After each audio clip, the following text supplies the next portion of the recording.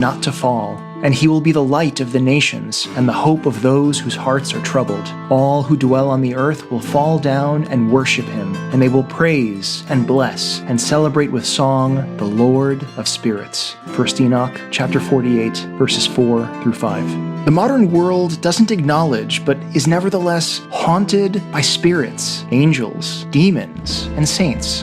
In our time, many yearn to break free of the prison of a flat, secular materialism, to see and to know reality as it truly is. What is this spiritual reality like? How do we engage with it well? How do we permeate everyday life with spiritual presence? Orthodox Christian priests Father Andrew Stephen Damick and Father Stephen DeYoung host this live call-in show focused on enchantment in creation, the union of the seen and unseen as made by God and experienced by mankind throughout history. Welcome to the Lord of Spirits. Good evening, giant killers, dragon slayers, hunters of the hobgoblin hordes. You are listening to the Lord of Spirits podcast. My co-host, Father Stephen DeYoung, is with me from Lafayette, Louisiana, and I'm Father Andrew Stephen Damick, and I'm not in Emmaus. That's right. I am in Chesterton, Duneland, Indiana itself, a.k.a. the poor man's Ohio, Ancient Faith Ministries headquarters, and I am actually in the same room as our very own Matuszka Trudy, the Tank, Richter. So if you hear her giggling in the background, that is the Tank herself. We discovered in the last few days her secret nickname that she had when she was but a callow youth. And we're live. And if you're listening to us live, you can call us at 855-237-2346, and you could talk to us. And we're going to get to your calls in the second half of the show. But I should warn you that I am going to be the one answering your calls. So if you call, you're not going to hear the melodious voice of Matuszka Trudy the Tank Richter. Instead, you're going to just go straight to hold. And we're just going to have sheer anarchy. So you better behave here on our 100th episode of the Lord of Spirits podcast. Having descended to the heart of the maelstrom and the belly of the beast, you are now drunk with power. That's right. I can do anything. First, they were going to put me out on kind of the factory floor here at AFM HQ. But I'm like, why does Trudy get to be in the soundproof room taking the phone calls, and I have to be in front of some green screen or whatever the heck it is? Oh, Trudy just walked out. I don't know what's going on. I could just start pressing buttons. This would be really fun. She probably does that normally during the show. We just don't Press even know. Press buttons or walk out? Maybe some of both. Yeah, so, all right. Well, this 100th episode is sponsored by the Orthodox Studies Institute at St. Constantine College, which exists to advance the study and application of Orthodox Christianity and faithfulness to Holy Tradition. OSI is currently offering a live online course on the Book of Enoch, taught by you, Father Stephen DeYoung. The course is underway, but by popular demand, OSI has reopened registration. You can catch up on the recordings of earlier classes and participate in live classes going forward. Live class at this point. Oh, there you go. To learn more, go to orthodoxstudies.org/LOS. Registration is now open for OSI's second course, which is Holy Women of Byzantium, which begins in October. You can go to orthodoxstudies.org/LOS to learn more. This is indeed our 100th episd. I was going to say 100th anniversary episode. That's right, kids. We've been doing this since 1924. I know it feels like an eternity, but that's because you're doing it with me. It kind of does. But it is our 4th anniversary episode. So over 99 episodes up until now when we just started talking, we have droned on for, and I checked this, I added it all up by listening to it once again and with a stopwatch, 270 hours, 57 minutes, 21 seconds. That makes the average LOS episode about 2 hours and 45 minutes long. Probably would have been longer, but a lot of our earlier ones were... Yeah, because this was supposed to be a 1-hour show. I don't remember that. We're like, yeah, it'd be 45 minutes to an hour. Ha, ha, ha. Fooled y'all. So, yes, so this is our 100th anniversary episode. We're in a celebratory mood. As Father Stephen has said, I do feel drunk with power here being in AFM HQ. But we are going to actually talk about real stuff. The word unchanging is a word that's often used to describe Orthodox Christianity. The Synodikon of Orthodoxy even says that Orthodox Christianity is the faith which has established the universe. A bold statement. Yet if you look at the evidence for Christian worship many centuries ago, it is not exactly the same as Orthodox worship here in the 21st century. And clearly it's very different from what we see in Genesis chapter 1. So what does unchanging actually mean? And is there acceptable change? And is this the episode where we finally completely succumb to the pan-heresy of ecumenism? Well, I think you already did. That's what people say. On one of your other programs. That's what people say. But I will not. Because, well, thank you. Thank you. It's not because I am some stalwart of the Orthodox faith. It's just I'm petty and I dislike people who are different than me. Yeah. Before we move on too far from you having descended there and now being just rife with universal power, that connects to a grievance that I didn't get to air before we started, so now I'm going to air it. Oh, let it out. Which is not in any way related to the program. So, or our topic tonight. I know you're shocked that I would talk about something unrelated, but it is weighty on my mind. So, I finally got to play the Mortal Kombat 1 DLC that came out Tuesday. Oh. And the whole premise of this thing. Now, look, it's Mortal Kombat, right? So, like, story mode, I'm not expecting Shakespeare, right? I'm expecting different colored ninjas kicking each other. That's basically what I'm expecting. I'm expecting a very thin plot linking together a series of martial arts battles, right? Yeah. That's what I'm expecting. Right. Okay, but, okay. If your premise is going to be that Titan Lord Havoc has gone mad with power in another timeline and is trying to bring chaos and anarchy, as he says over and over and over again, chaos and anarchy to all the timelines, right? And you can tell he wants chaos and anarchy because all his minions have mohawks. Right? If this is your whole setup and this is what you're doing through the whole story, then when I get to the final confrontation with him, right, to try to stop him from bringing chaos and anarchy to every universe, he can't say, "Bah, you've disrupted my plans." Okay. Right. Because if the highest value is chaos and anarchy, right, why would there be a plan for one thing? The correct response for me would be, "You're welcome." Because you would want that.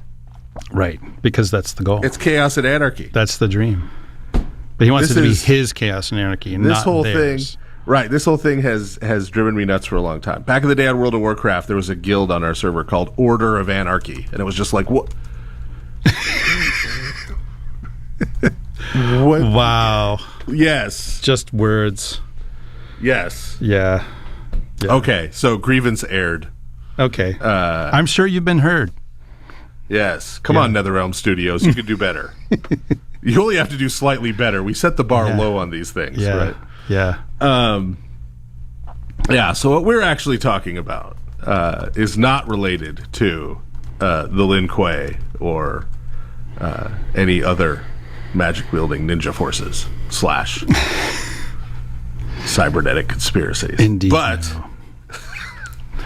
But we're kind of, in a way, picking up on what we talked about last time, where last time we went way back into the long ago time. Yes. Even before the distant year 2000. Even before 2000 BC. Back to the Stone Age. Mm-hmm. And we really were talking about the continuity last time. The continuity of the worship of the true God, right, in all generations. And so tonight, now, we're going to be talking about the fact that, okay, yes, you talked about that continuity, right? But within that, we also made the point of various distinctions, right, between, for example, different religious forms. Yeah. Like between paganism and Judaism and Christianity. So there's not just continuity, there's also discontinuity. And this begs the question, how much change or variation does it take within continuity to make a discontinuity? Yeah, because we're not saying that all religions are the same, man. Right. Unlike so we weren't saying that. certain very high-ranking religious leaders, I understood, said that they're kind of all a path to God in one way or another. Yeah, but that guy's always saying wacky stuff. Right. Like, God bless him. yeah. It's good he doesn't have a Twitter account. Actually, I think he does. He has like 9 Twitter accounts. Oh. In multiple languages. Oh, does he post on them, though? I mean, I'm pretty sure it's somebody who works for him. Yeah. I wonder if there's like a Twitter legate. Ooh. Anyway. So we clearly weren't trying to make this perennialist point, even while we were stressing the idea of continuity. Yeah. So now we're going to talk about where the discontinuity comes in and where that break is, right? So last time, just to sort of recap a little, because every episode is someone's first. Yeah, I just feel bad for the people for whom this is their first. If this is your first episode, go ahead and call in. We'd like to hear from you, and just call in. We'd like to walk with you in your confusion. Yeah, don't ask for a recap of the last 99 episodes though, when you call in, because we can't do that. Yeah. Best I can do is a paperback book. Yeah, or 2 or 3 or 6. Yeah. Yeah. So last time, right, and we're gonna, as is our wont, we went backwards last time. Right? We sort of worked our way back to the Stone Age. So we'll recap it forwards.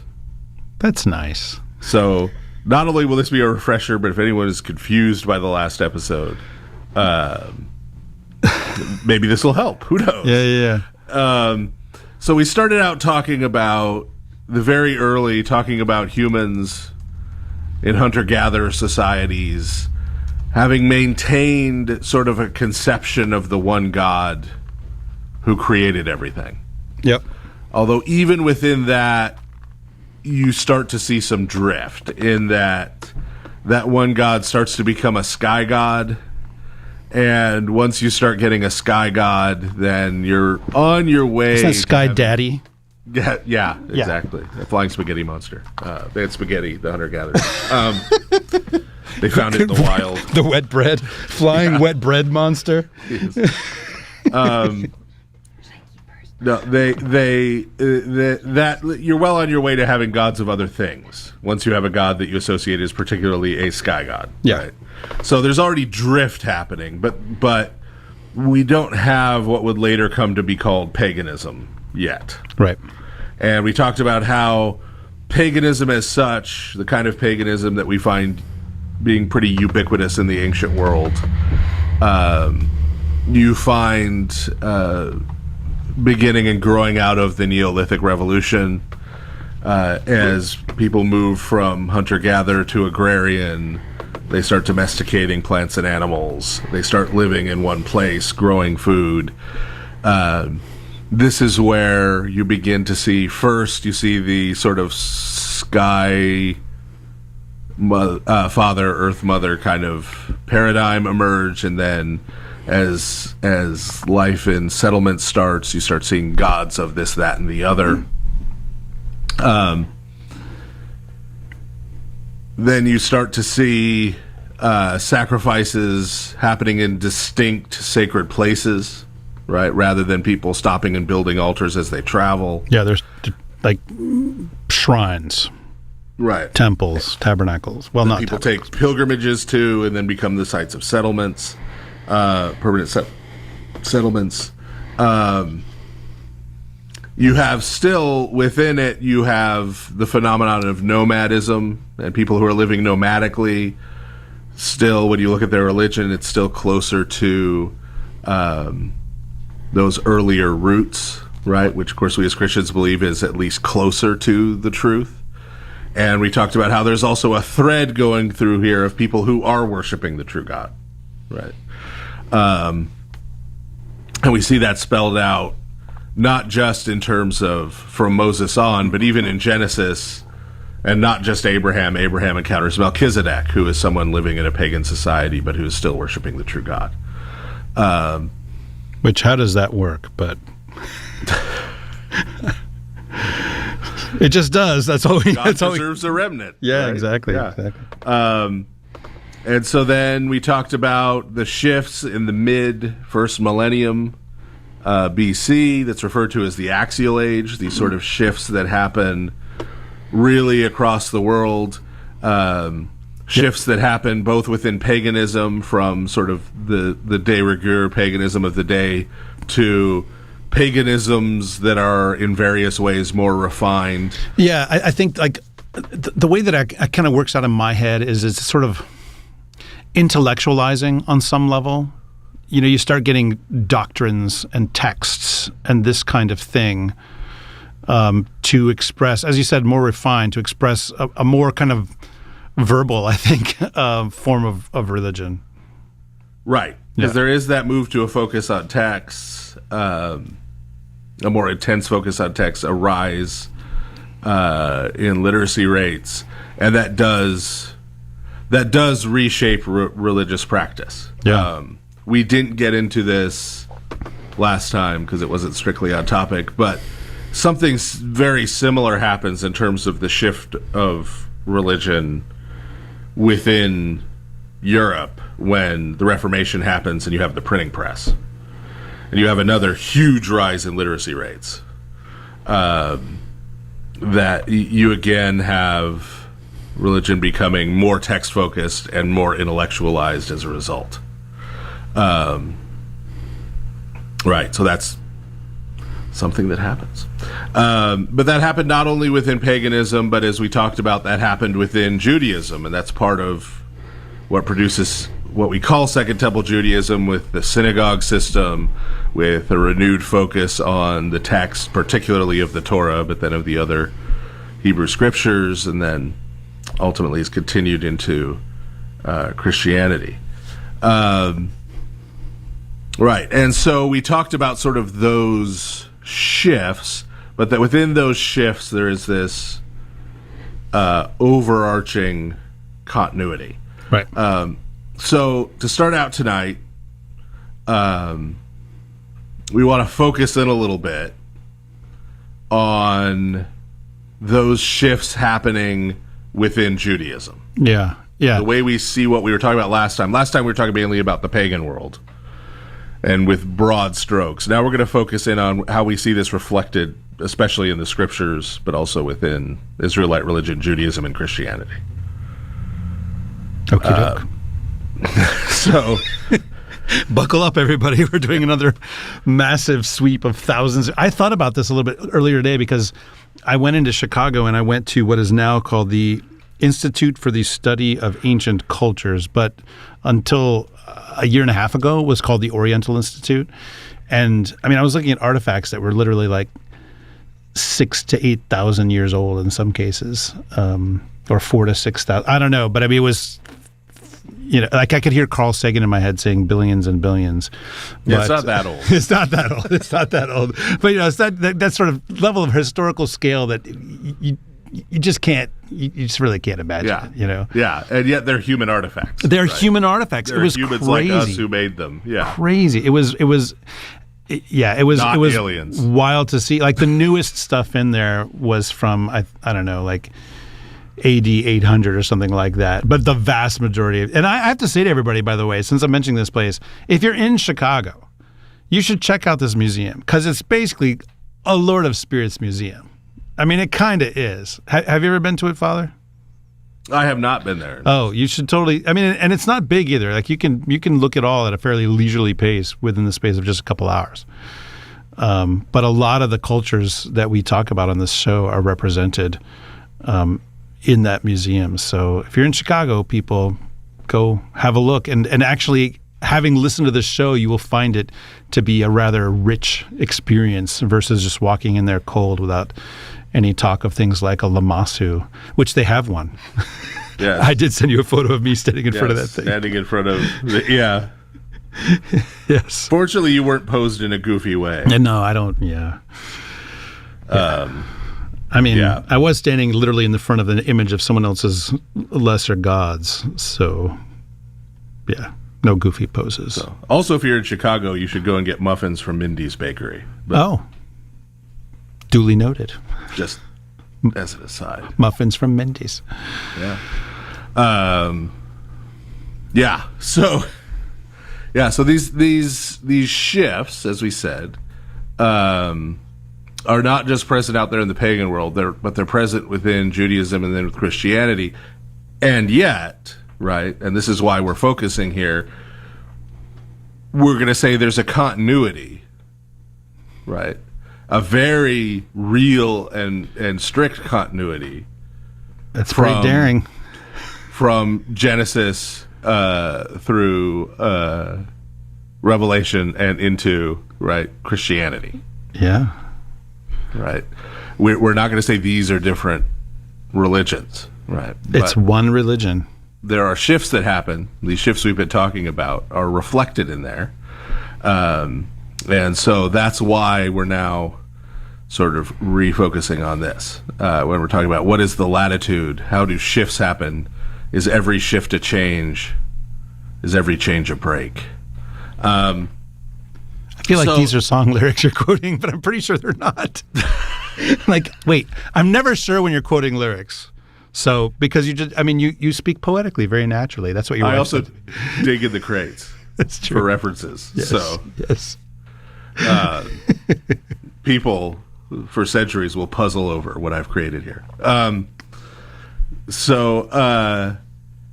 The first one of these shifts that we see reflected in Scripture is in Genesis chapter 4, verse 26.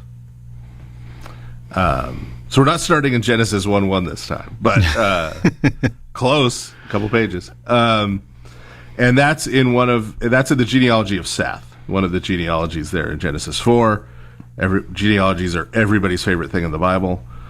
But there's this comment about Seth's son Enosh. Right? So this is, as presented in the genealogy, Adam's grandson. Yeah. Yeah. Seth's son Enosh, not Enoch, Enosh. Enoch comes later. And it says that in his day, people began to call upon the name of Yahweh. Yeah, which on its face seems kind of weird. Like, wait a minute. Wasn't Adam talking to him? Wasn't Seth talking? Yes. Wasn't Abel talking to him? Yes. Yeah. So, but this is reflecting a shift. And calling upon the name of Yahweh, or as it's usually in English Bibles, calling upon the name of the Lord. Of the Lord, yeah. But it's Yahweh. Always refers to worship. Yeah. Right. This is, over and over again in Genesis, the patriarchal narratives, he built an altar and there he called upon the name of the Lord. Yeah. Right. That doesn't mean he was just yelling the Lord's name over and over again. Right. He was worshiping there. So we could translate this meaningfully, that this is when people started to worship Yahweh, which again, as Father Andrew said, they weren't doing that before. Right. We know that Abel at the very least, was doing it. Offering sacrifices. That's right. Yeah. Right. So it seems strange that it says, and then they began to call upon the name of Yahweh. Right. What is it that began exactly? So what this is talking about is a shift that happens as humanity is multiplying on the earth. Right. And once you have humanity multiplying and spreading out, right, then you have the beginning of religion. Before this, to throw some of our friends a bone, it was a relationship, not a religion. We just had a bunch of evangelicals who loved us until this moment. But from Enosh on, it's a religion, not a relationship. Because it's number one, it's not direct. And number two, right, we're not talking about just there's one big family on earth, and the head of that family is leading it in the worship of God. we're talking about lots of families. They're spreading out, right? Therefore, you have individual heads of families offering sacrifices in different places. But you also have, when you go over to the genealogy of Cain, right? We've talked about that a fair amount. We're going to obliquely here touch on giants, so get obliquely excited. There are other names being called upon. Yep. There are other things starting to be worshipped. Yep. In the city that Cain built. Over there in Cain land. And so there is now, we could now talk about religion meaningfully once we get to the generation of Enosh. That's what this is saying. There are people who are worshiping Yahweh, the true God. There are other people out there worshiping other things in different places. Right. And so we see this pattern that we referred to last time of sort of earlier pre-settled religion being preserving an earlier stage of religion. Right. So Abram is living in an idolatrous city. Where they've got temples and, all that going on. Right. You got paganism running wild. We're well post-Neolithic revolution here by millennia. But notice the situation with Abram. God comes and appears to Abram in person. Yeah, which presumably, we don't get any records, I should say, of that happening. Like there are times when it says that God speaks to Noah, right? But yeah. Is it this in-person sense? I don't know. That he sees him face to face? No. Yeah. No. That's Abram and then Moses. Yeah. So he's called to this idolatrous city and is called to leave that city and return to living essentially as a nomad. Not only as he spends years traversing the known world and the Fertile Crescent to get to Canaan, but then even once he's in Canaan, he doesn't go and move to a city. Lot does, and that goes badly. But yes. Abram doesn't move into a city. Abraham continues to live nomadically on the land and move from place to place. And as we've said before, this is one of the themes that runs through, especially the Old Testament, is this idea that putting down roots and building cities is less than ideal, is not the paradisaical life that was given to Adam and Eve. Right. It may not be bad in and of itself, but it's dangerous. Yeah. Yeah. Most cities, most problems. Yeah. Yeah. You go there, big city women try and vamp you. That is an obscure reference.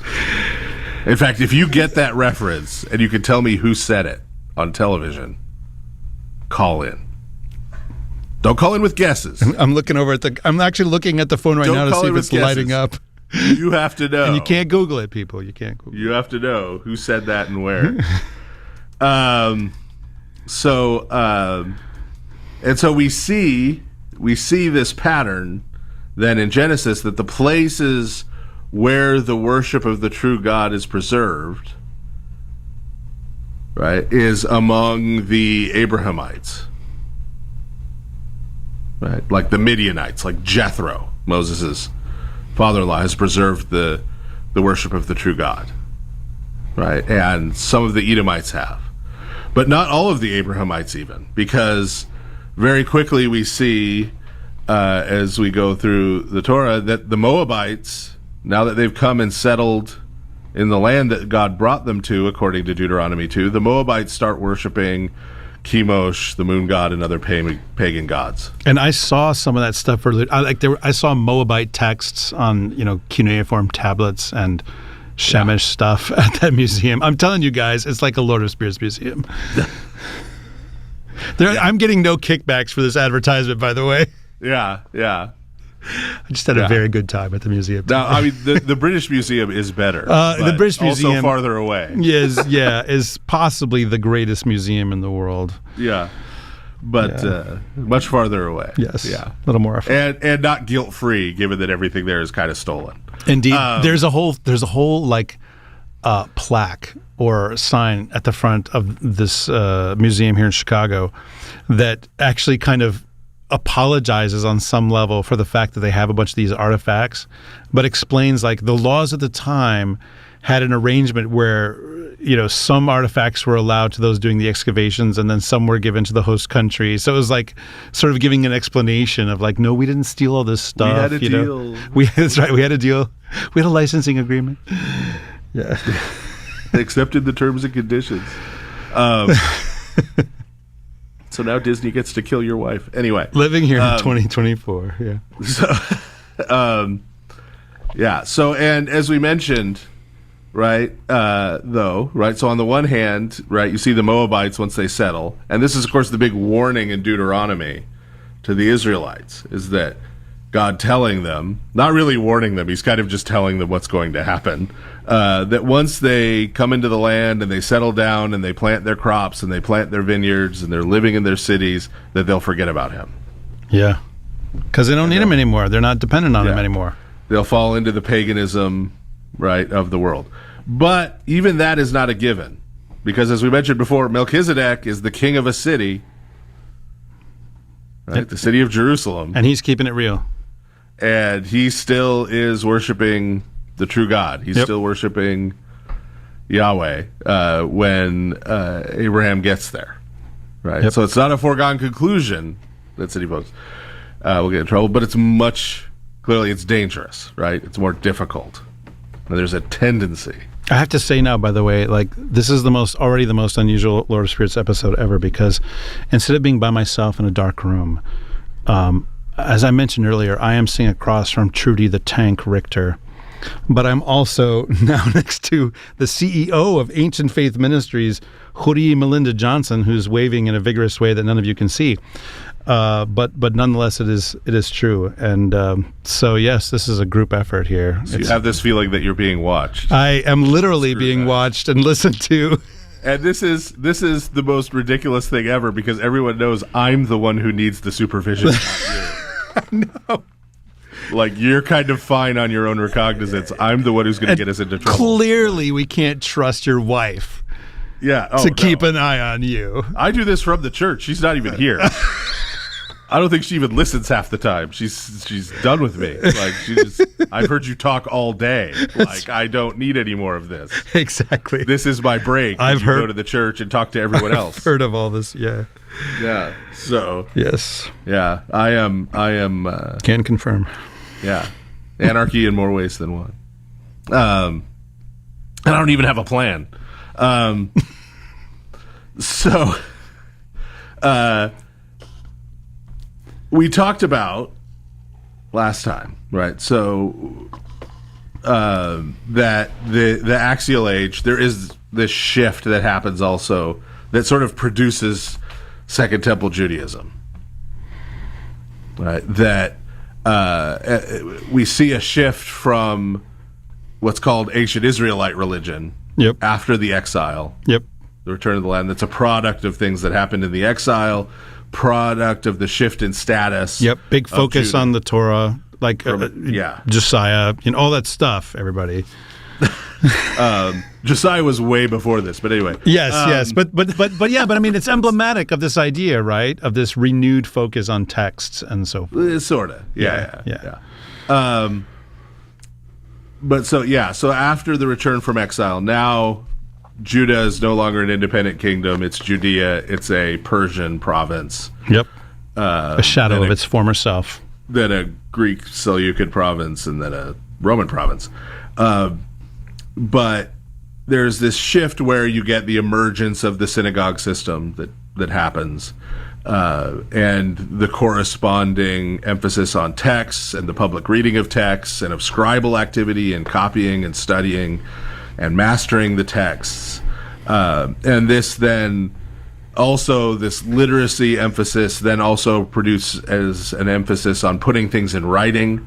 So this is when you get this explosion of Second Temple Jewish literature, which is recording what was previously oral tradition into these various texts, these various documents around and surrounding the Hebrew Scriptures. All this starts happening in the Axial Age, but this is a shift and a trend that affects everybody everywhere. Yeah, right. As we said in great detail last time. By the way, I have to share this with everybody. Someone on the YouTubes, the tubes of you, just asked very reasonable question. Does Trudy have entrance music? And when she is finally inducted into the WWE Hall of Fame, and there's some kind of nook there in the exhibit that's dedicated They don't have a physical Hall of Fame. Trudy the Tank Richter. Well, we have to... Actually, yeah. They don't have a physical but Hall of Fame. Maybe a website. This is a topic of much controversy. Will it play the music? Like when you go and click on, the Tank exhibit? Yeah. I don't know what her music would be. My entrance music is William Shatner's cover with Peter Frampton of Spirit in the Sky. That is my entrance music. That is excellent. Yes, that is, and that's on YouTube, by the way. Yes. On which song Frampton does indeed come alive. I think if I had to pick entrance music for myself, it's an even toss-up between Chibo Mato's Know Your Chicken and Nerf Herder's Van Halen. I think that's where I am today anyway. I'm thinking they just play Pomp and Circumstance. I won't tell you what we called it when I was in high school band. Because you're supervised. I am supervised. Yeah. But I'm also much anyway. Yeah. I'm much more restrained than my very reverend doctor co-host. That's not saying much. Very true. So what we didn't mention, right, last time was that the interesting fact that there are a bunch of critiques of the idea of the axial age. Yeah. So the term is used by everybody now. Oh, by the way, your wife just weighed in on Facebook. Oh, is she actually listening? She said Thursday nights, he's your responsibility, Father Andrew. There we go. See? There we go. She is officially, if caught or captured, she denies all knowledge of my activities. Custody has been transferred. So does that mean I get your action figures if something horrible happens to you? No, I'm leaving it to other people. All right. They're probably laid out one by one in your will, I bet. You wouldn't even clean them with canned air or anything. You would just leave them in a box or something. Actually, what would happen is my wife would sell them on eBay. There you go. See? It's true.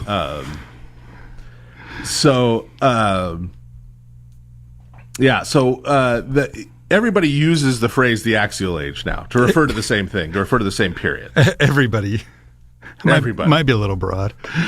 But yes. Everyone who's talking about it. Yes, everyone who talks about it. Right, yes. right. Most people don't talk about this that often. Yeah, weirdly on the streets of Chicago today, even at the University of Chicago, I did not hear people talk about the axial age. Yes, but everyone who talks about it calls it the axial age. Yeah. They use that term, everyone who talks about the topic. Yes, I realize that most people, unlike me, do not think about the Roman Empire every day. But, But there was, especially when it was first proposed, there was disagreement about it. And there are still some people who kind of have an axe to grind who will use the phrase, they'll put it in scare quotes. The religious shifts of the axial age in scare quotes. Because they don't want to say they fully buy it. But where we're going here is one of the main criticisms, possibly the most common and prominent criticism of the idea of the axial age, is that the axial age can't really be all that important and can't really be the axial age, as in this axis upon which things pivot. Everything turns, yeah. Because Christianity arises later. Yeah. This has been one of the big criticisms. Okay. And this assumes a couple of things, right? Number one, you can see why we've spent a lot of time on this show describing in completely objective, non-sarcastic terms our 18th and 19th century German friends. But when the axial age is first being discussed and proposed by one of our early 20th century German-Swiss friends, you have to understand that academia, the circles in which he's talking about this, are firmly entrenched in this developmental idea of religion, right? Which, of course, is all leading up to 19th century German Lutheranism, and therefore sees the rise of Christianity as the most transformative event in world history. Yeah, like the rise of a new kind of religion. And not to just pop culture this out a little bit, but I recall, not Civilization 6, but there was an earlier iteration of Civilization that as religion shows up in the game, like different religions appear at different points, and it completely uses this idea, this evolutionary idea of religion. Like there's earlier forms, and then Christianity is like this almost last one. Yeah. Which is kind of a wacky thing to do for Access games. And it's this massive shift. And assumed in there, for reasons we've also talked about before, that are related to the fact that they're Germans, is this idea that there's this just incredible discontinuity between Christianity and preceding Judaism. Yeah. Which, I mean, a lot of Christians buy that idea. And, and they would Marcionized. Yeah, right. Yes. But they would, but I mean, just to be as charitable as possible to them, which I think is sort of my bit in the podcast. But that's your job. Yeah. To be as charitable as possible, I think it's this idea that, well, Jesus appears on the scene and that changes everything, right? Like there's new revelation that changes everything. Yeah. So it's understandable. Right. The problem is when you go past that to demeaning the Torah, the Hebrew Scriptures, the Old Testament, marginalizing it. Which no one in the New Testament does. Right. Sorry, Martin Luther. But for our early 20th century scholarly friends on the international stage, right, they're firmly indoctrinated into that, right, that the religion of the Pharisees was this dark and evil thing. And, Christianity is this complete novum, completely different, virtually, if not actually, a different God. Yeah. Right. And so for them, again, they see this massive discontinuity, and this massive discontinuity is after the axial age. So all these shifts of the axial age pale in comparison and can't be that important, was sort of the criticism. But the critical assumptions in there are fundamentally wrong. Yeah, and the reason why we know that's the case is by looking closely at Second Temple Judaism. Right. Yeah. And Second Temple Judaisms, the vast variety of forms Judaism took in the Second Temple period, and coming to the realization, which fortunately even totally secular scholars, Christian scholars, Jewish scholars, non-religious scholars, right, of Christian origins have pretty much all come around to now that Christianity is a Second Temple Judaism. Right. It is a form of Second Temple Judaism, right? That basically two forms of Second Temple Judaism, Pharisaism and Christianity, which are closely related, because Christianity is ultimately a variation of Pharisaism, are the two forms of Second Temple Judaism that survived the destruction of the Second Temple and are now Rabbinic Judaism and Christianity, respectively. Right. And one interesting thing that's come out of me writing a recent book, oh, that's right, everybody. Keep an eye on the internet. There's a book coming out next week, everybody. Which we've told some of you, called St. Paul the Pharisee, Jewish Apostle to the Nations. And that I've had some interesting discussions about with some Jewish folks is that one of the places where you see how closely related Pharisaic Judaism and Christianity are, is that both Christianity and the Pharisaism that becomes Rabbinic Judaism both want to claim Gamaliel. Yeah. There are icons of him, by the way. He's a saint in the Orthodox Church. Amen. And he's one of the most prominent rabbis in the Mishnah, which is part of the Talmud. More people need to name their kids after him. Gamaliel? Yeah. That's a great name. Yeah. Right, these are two closely allied Second Temple Judaisms that, being the two survivors, then gradually split off from each other. Read Religion of the Apostles, find out all about that. That's literally the introduction, I think, isn't it? Yeah, that's kind of St. Paul convert? Question mark. Yeah. So Christianity, therefore, since it is a form of Second Temple Judaism, that means it is a continuation of Second Temple Judaism.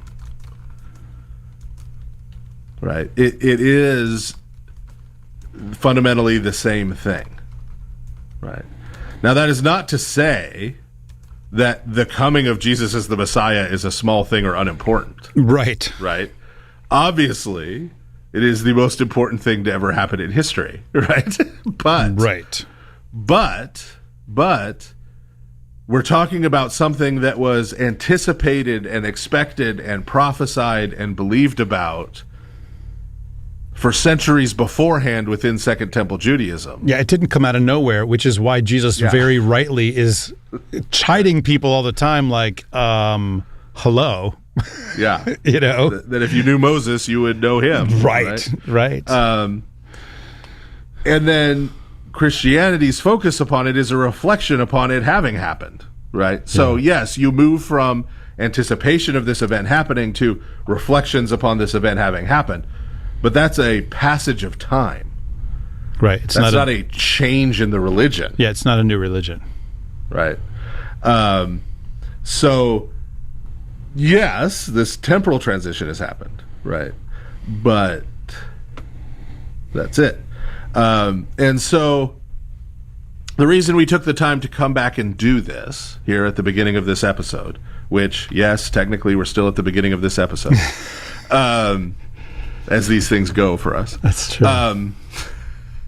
We're going to use, so there's this relationship then between Second Temple Judaism and Christianity that we just talked about, this relationship of continuity, right? But within that continuity, there are things that change, like there's a New Testament now, right? Yep. There's, right, et cetera, et cetera. There are these things that change, right? But there's this overarching continuity and not a break. So we're going to use this as sort of a paradigm for understanding how you can have changes and shifts of different sorts without breaking continuity. Even within the history of Christianity per se. Right. Yeah. Right. Later. That's what we're going to apply this paradigm to, is other such things. Which I just want to underline this because, I mean, this is one of the fundamental assumptions, not just of this, the 100 episodes we've done now, although it super is, but it really, people, if you look closely at the writings of the Church Fathers, if you look closely at the texts of the services of the Orthodox Church, this assumption is everywhere. And I think if someone reads a radical discontinuity in this, honestly, they're looking at it with Martin Luther eyes. That's just what that's not what necessarily Martin Luther. They could be Muslims. No, well, there's that. Exactly. But yeah, I mean, it's this idea of that the Torah is over in some way, Right. Which if that were true, I mean, we actually had someone post something like this earlier in our Facebook group today, where they were quoting from St. Justin Martyr, who was talking about Deuteronomy and was wondering, like, is what he says here about Deuteronomy, where he talks about, these things no longer bind you, like, is he basically saying, like, that the Torah is no longer in effect, because you could certainly read it that way, but that's frankly a very Protestant reading. Yeah. Well, and even more common now, maybe just more common in the circles I hang around in, but which are dodgy circles. Deeply weird. Yeah. More parallelograms than circles, I would say. More a rhombus of a sort.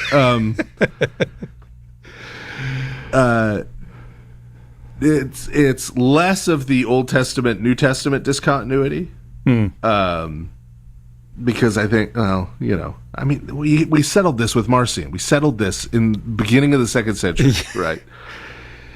Come on. But there is still a lot among sort of out-of-date liberal scholars and Muslims. This attempt to drive this wedge between Jesus and St. Paul. Oh, yeah. That they're doing two different things. And that Christianity is this Pauline religion that St. Paul made up. Right. Right. Which also has as a feature chucking the Torah in the bin. And this is not just an extended, pitch for your book that's coming out next week. But no, it is not. But everyone should go ahead and buy that book when it comes out, if you're interested in exploring this more deeply. But of the two, I'm the one of us least prone to self-shill. That's true. You're not even on the social medias anymore. No. Yeah. So there that sort of attempt, right? But yeah, so there is this great continuity, but that continuity is not denying that things happened, that things that happened were important, right? And that there are these various shifts. So to kind of break this down, since we're going to be using this as a paradigm, right? We're going to be applying this to other things, right? What are the important points of continuity that we're talking about? Where are the places where we need to have a kind of continuity in order to say that there is an overall continuity despite other things maybe shifting, changing, varying somewhat? Yeah, and how can you tell when something is in discontinuity? Right. And if one of these things is broken, now we're talking about something else. Right. A new religion. Yeah. And as we apply this paradigm, we're going to be arguing not just like, hey, Father Andrew and I came up with this cool thing. We're essentially going to be arguing that, like, as especially the early church fathers are addressing different groups, right? This is essentially the model that they're implicitly using. Not explicitly, like there's no church father who I can quote you who's going to lay this out exactly the way we're going to lay it out. Yeah, there's no systematic formula. But implicitly, right, you read St. Irenaeus Against Heresies, right, you'll see him making arguments related to these points we're talking about, and vice versa. Where do you think we're getting these points? Anyway, so yeah, I'm surprised. Really, folks, instead of accusing me of never quoting the church fathers, you should be accusing me of plagiarizing the church fathers for using their stuff and not citing them. How dare you, sir? And if you knew the church fathers better, that's probably what you'd do. So there is an idea. It's all in public domain now, by the way. And this is going to sound strange and foreign, I know, to some people, some Christian people. That is the idea of primary and secondary scriptures. And by that, I'm not referring to things that are deuterocanonical. Right. And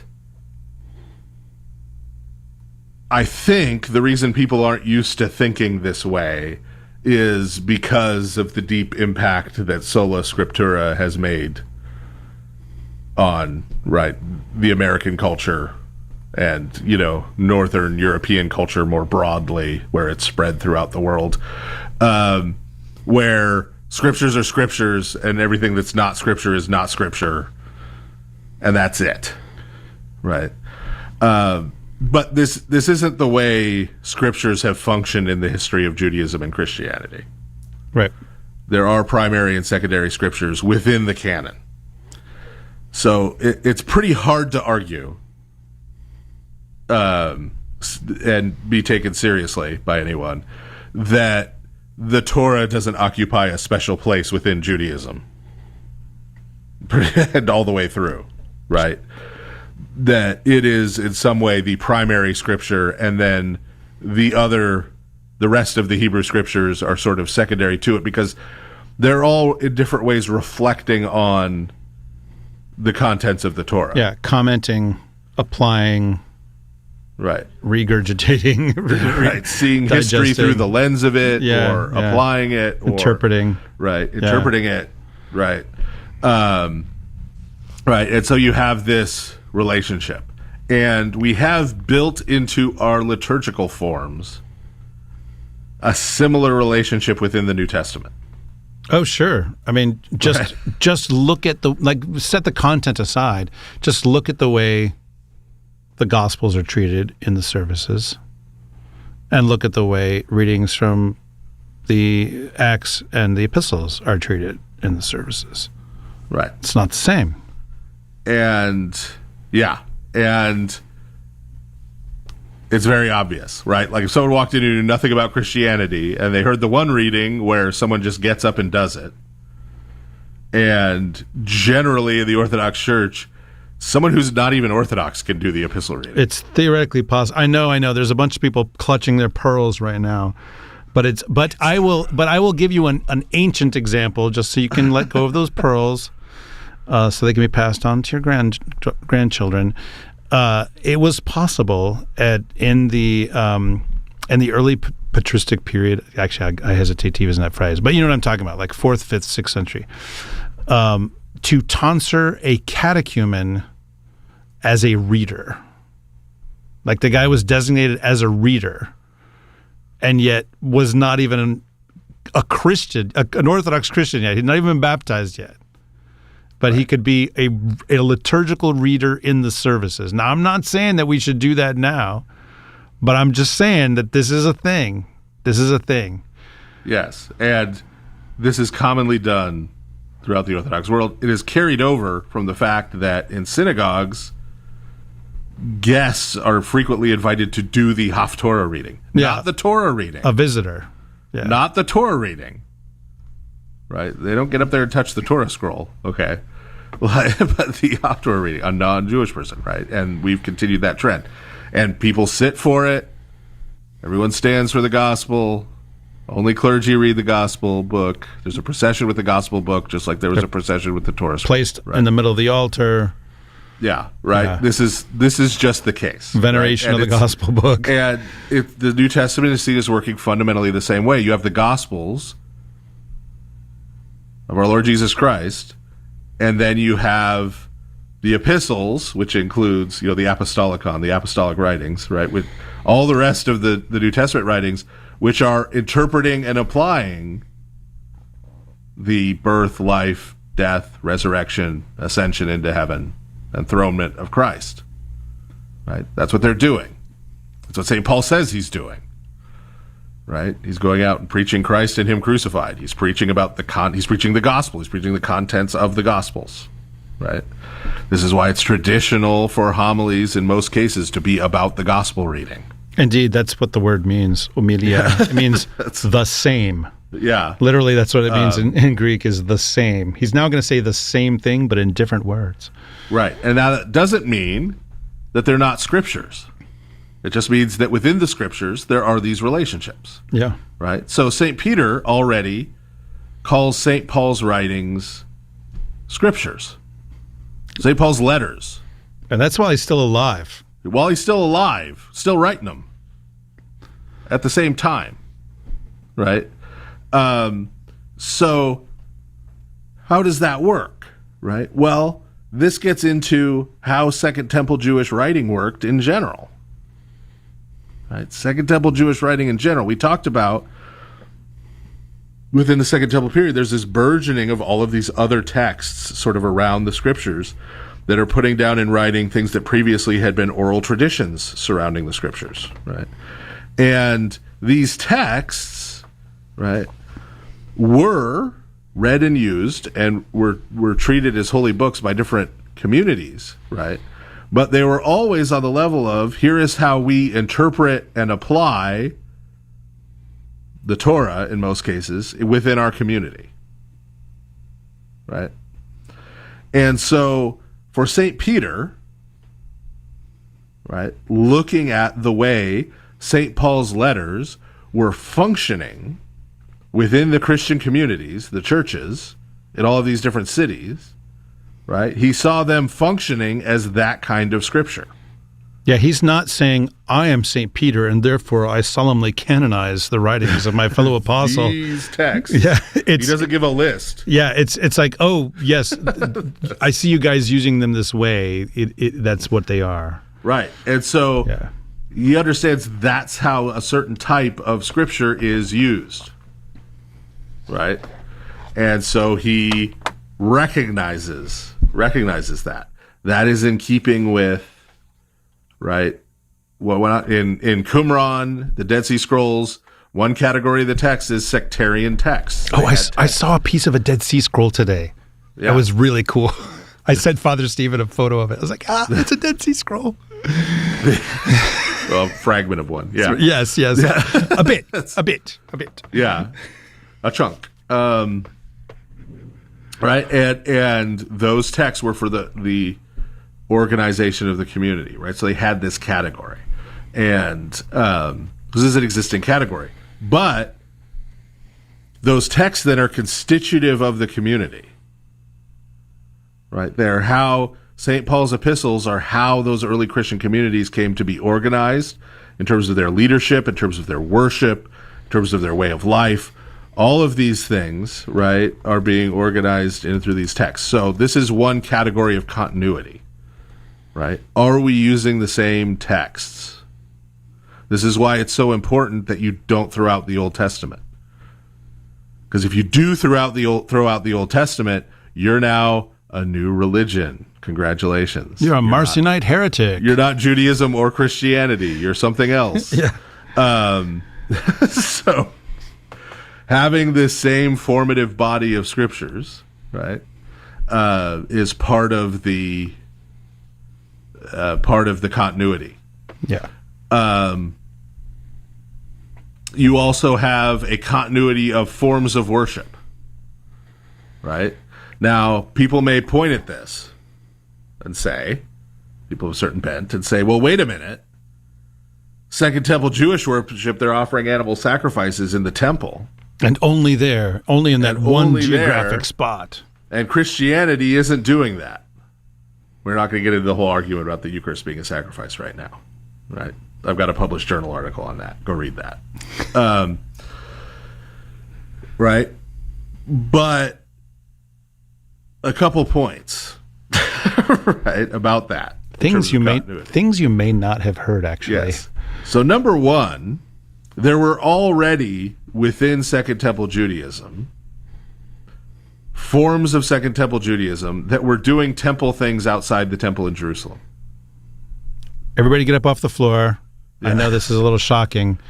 Animal sacrifices going on in places. As the offering of incense. Yeah, going on in places other than the temple in Jerusalem. And it was not being like decried, spoken against. They were not being considered heretics and evil and everything else. This was a thing, boys and girls. So probably the most prominent one was the Jewish temple in Leontopolis, which was sort of on the outskirts, in modern terms, a suburb, but they didn't really have suburbs, near Alexandria in Egypt, which is basically where most of the Alexandrian Jewish community was concentrated.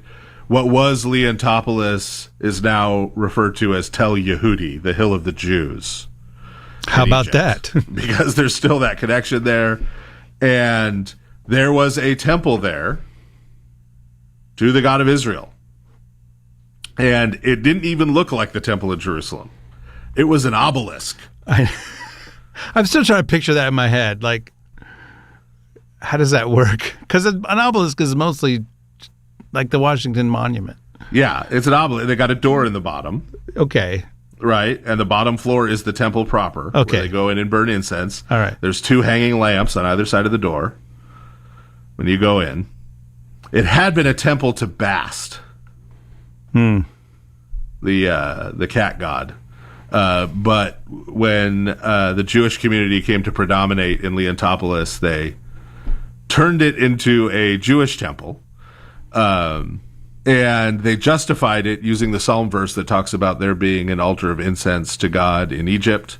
But also, the way this worked, and we know about this because Philo made use of this, Philo of Alexandria, the way it was viewed was not as a second temple or a second temple, or a replacement for the temple of Jerusalem. Judaism 2.5. But it was viewed as sort of an outpost of the temple in Jerusalem, as connected to the temple in Jerusalem. So that they would still send money to Jerusalem to the temple. They would still go and make pilgrimage to Jerusalem to the temple. But for sort of day-to-day stuff, right? Because obviously you can't travel from Alexandria, Egypt to Jerusalem back and forth, right? At this period in history. Even today, often. that is very difficult. Yeah, but you couldn't do it very often then. For day-to-day stuff, they would go to this one in Leontopolis, right? There also may have been, there's a lot of debate about this, on Elephantine Island, a temple of Jerusalem. By the way, the temple in Leontopolis was actually the only Jewish temple for 3 years. Huh. The temple of Jerusalem was destroyed in AD 70. The one in Leontopolis was destroyed in AD 73. And that was when the Roman emperor ordered the governor to destroy it, because he was worried that with the temple in Jerusalem destroyed, there in Alexandria, that might become a rallying point for a further rebellion by the Jewish people. And so he had it destroyed 3 years later. But for 3 years, that was the only functioning Jewish temple in the world. Sacrifices still being offered. Elephantine Island, there may well have been a Jewish temple there as well. Where is that at one exactly? point? Like that's It's never been there. It's an island in the stream. That is what we are. Somewhere in between. Anyway, I caught that reference. Thank you. Yeah. My boss is grinning over here, so she clearly caught it as well. Yeah. So there's Yeah. basically, we discovered on the island, we know there were some Jews at the time of the exile who went in that direction, who were there. And there is the remains of the foundation are there, and the foundation kind of matches the floor plan of Solomon's temple with something that could be a well of souls. Oh, like And in Indiana so Jones. There is sort of this anticipation that, well, this was probably, you can't prove it. I mean, if someone wants to say no, I mean, you can't prove it. But, and also part of what's poisoned the well on why people want to deny it is that it gets used in a lot of conspiracy theories about where the Ark of the Covenant ended up. There's the Well of Souls thing. Yeah. Yeah. So they say like, oh, see, this proves they had the Ark of the Covenant with them when they went to Egypt, right? So anytime something like that gets used in conspiracy theories, scholars are prone to just deny the whole thing on principle, to not go there. But also not sacrificial temple stuff, but non-sacrificial temple stuff in terms of the worship that went on in the temple. Yeah, there's other things going on. Was sort of adapted at Qumran. Because they had rejected the second temple as corrupt. That's the Dead Sea Scrolls place, everybody. Right. They had adapted some of the things. So, and then, right, so already you have people doing some of the temple stuff outside of the temple within Second Temple Judaism in some groups. And then conversely, we see in the book of Acts that Christians were still making animal sacrifices in the temple after Christ's ascension, including St. Paul and St. James. I thought we agreed not to talk about that. Oh, no, we've talked about it before. I'm just kidding. It's this weird lacuna, you know? It doesn't fit the paradigm that a lot of people have of these radical disjunctions. Right.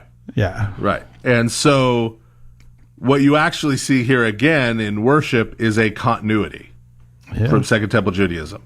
That Christianity adapts some elements of temple worship in its worship, continues to use the temple until the temple is destroyed. When the temple is destroyed, they go on with their worship, which is basically synagogue worship plus some adapted temple worship elements. And I mean, and there's some other big elements too that get adapted, like the structure of authority. It's almost the same. It's almost the same in early Christianity as it gets translated differently. Yeah. In your Old Testament and your New Testament. And when he says that, that's literally the case. it's literal translation differences, but the words, like if you read the Old Testament in its Greek translation and you read the New Testament in Greek, you'll see the same words getting used. Right. So when ecclesia is church in the New Testament and assembly in the Old Testament. Right. Whereas, like in the Greek Old Testament, ecclesia refers to the people of Israel, and ecclesia is used in the New Testament refer to the church, but they're just using the same word. The same word to refer to the same group of people. Yeah. Right. Yeah. But the same thing with, you have the elders of the people, the elders of Israel in the Old Testament, and you have presbyters, which are not the like same word. It's not like they're not analogous to the Sanhedrin. They are the Sanhedrin of the church. Yeah. Right. And you have the shepherds of Israel. I mean, dude, that means you and I are Sanhedrin. Pastor, you have the episcopi, you have the bishops, right? There's this direct carryover. Right? So these authority structures are fundamentally the same in both. Right? And so this is a point of continuity between Second Temple Judaism and Christianity. Yep. And then you have the ritual life and the calendar. Yep. Right. Many of the same feasts. The calendar the original Christian calendar is just brought over from Judaism. Yep. Right. With both layers. The apostles going to Jerusalem to celebrate the Passover, but what they're celebrating is the resurrection of Christ. Right. Exactly. Right. And same thing with Pentecost, and then over time, distinctly Christian feasts get added. Right. Like the martyrdom of St. Stephen is probably the first one. And then Theophany is probably the second one. And so on. Right. And so now you might look at the Jewish calendar, the Christian calendar, and say, oh, these are kind of far apart. I see the connections, but you have to go back to the first century, right? And do the comparison there, right? And that's where you see this continuity.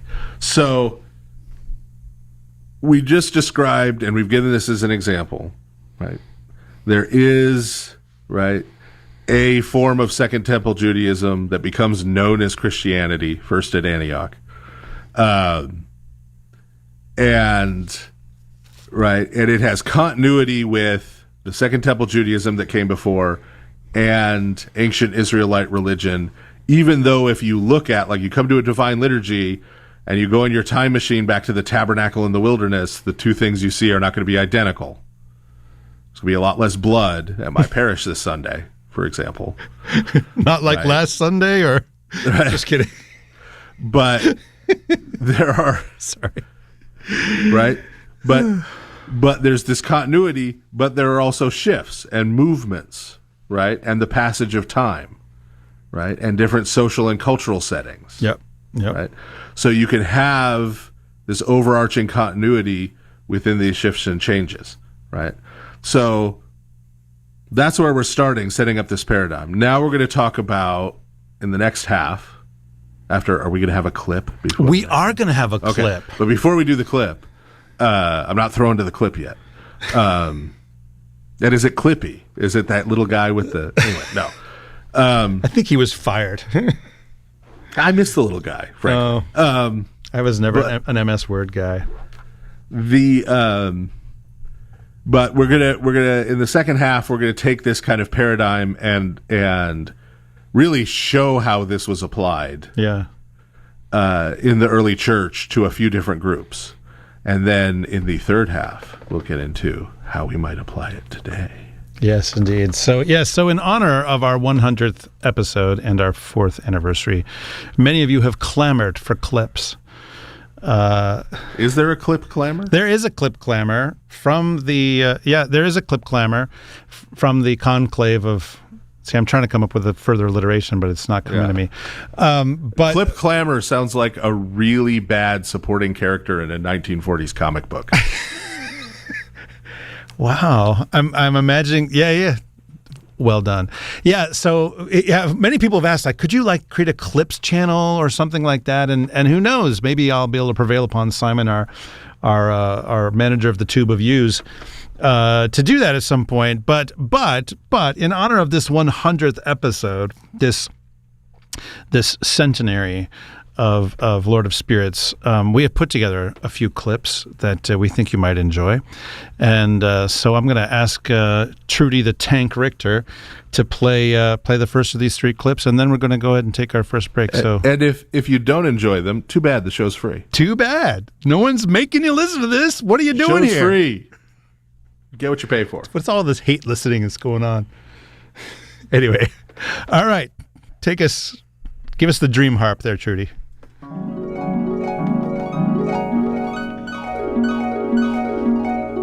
So how do you interact more with your angel? Well, number one, a lot of prayer books, for instance, will have a prayer in there called the prayer to your guardian angel. If you don't have it in your prayer book, then you could probably find an Orthodox prayer to the angel online somewhere. I'm sure that you can find something, and that's something that I would incorporate into your prayer every day. But one of the things that actually I don't know why I started doing this not that long ago. I'm kind of ashamed to admit, within just the past couple of years, as I'm going to sleep. First, of course, we pray to our Lord Jesus Christ to preserve us and to save us, of course, because we could die in our sleep. But also the next thing that I do then is I specifically say, guardian of my soul and body, protect me from all assaults of the evil one this night. And then I also add, because I'm a husband and a father, protect my wife and my children. And I name them in that prayer as I'm going to sleep, because you go to sleep, that's a kind of a vulnerable position to be in. And you want the guards up and doing their task in the night while you're asleep. And, that is one of the things that we know that the angels do. That's not all that they're about, for sure. We're going to be talking a lot more on this show about what angels are about and what they do. One of the things that they do, of course, is to guard us. They keep us from harm, not just physical harm, but also spiritual harm. Like, there is a war going on. There is a war going on. It is a spiritual reality, and we're participating in it. We're either participating in the works of God and becoming more like Him, or we're participating in the works of the devil and becoming more like him. Like the biggest aha moments in my conversations with Father Stephen was when he said, that there's basically a thing that's the opposite of theosis. And I said, what is that, demonosis? And he's like, well, I don't know that there's a word for it specifically, but there is. Like, you participate in what God is doing and you become like him. But if you participate in what the dark powers are doing, you become like them. Right. So you're always headed in one direction or the other. You don't get to stand still. How do we participate in the reality of our angels? I mean, prayer is the biggest thing, but also just have that sense. I think especially when you're going to sleep is a good one. But also, when you wake up in the morning, to say, help me today, be with me. We're not talking about some kind of flim-flammy, I hope angels are watching over you. Like that's okay to say that, right? But that's kind of not all that they're really about. These are God's armies, his created beings. They're his government in a very real sense. And part of our task is to become like them. The Lord says that the sons of the resurrection, this is in Luke's gospel, sons of the resurrection become like sons of God and equal to the angels. So we take on their roles. We do the things that they do. Your guardian angel, your patron saint, the one you're named after, the one who's assigned to your parish, is very concerned with the place that your church is in. The beginning is just to acknowledge that, like, they're here. My church is just named after, here in Emmaus, our church is named for the Apostle Paul. It's not just named after the Apostle Paul. He's here, and this place is important to him because we asked God to assign him here, and so we believe that happened.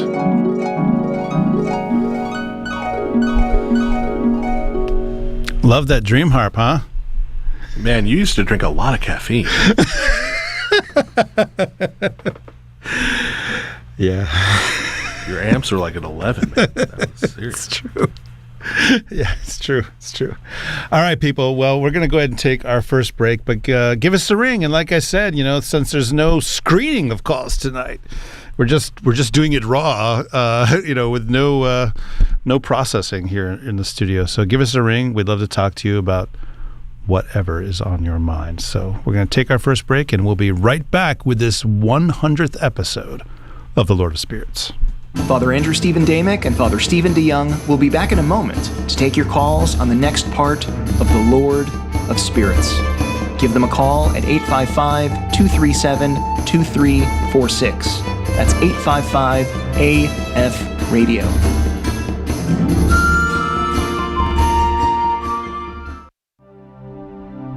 The existence of fools for Christ in the Orthodox tradition mystifies many people, even some within the Orthodox Church itself.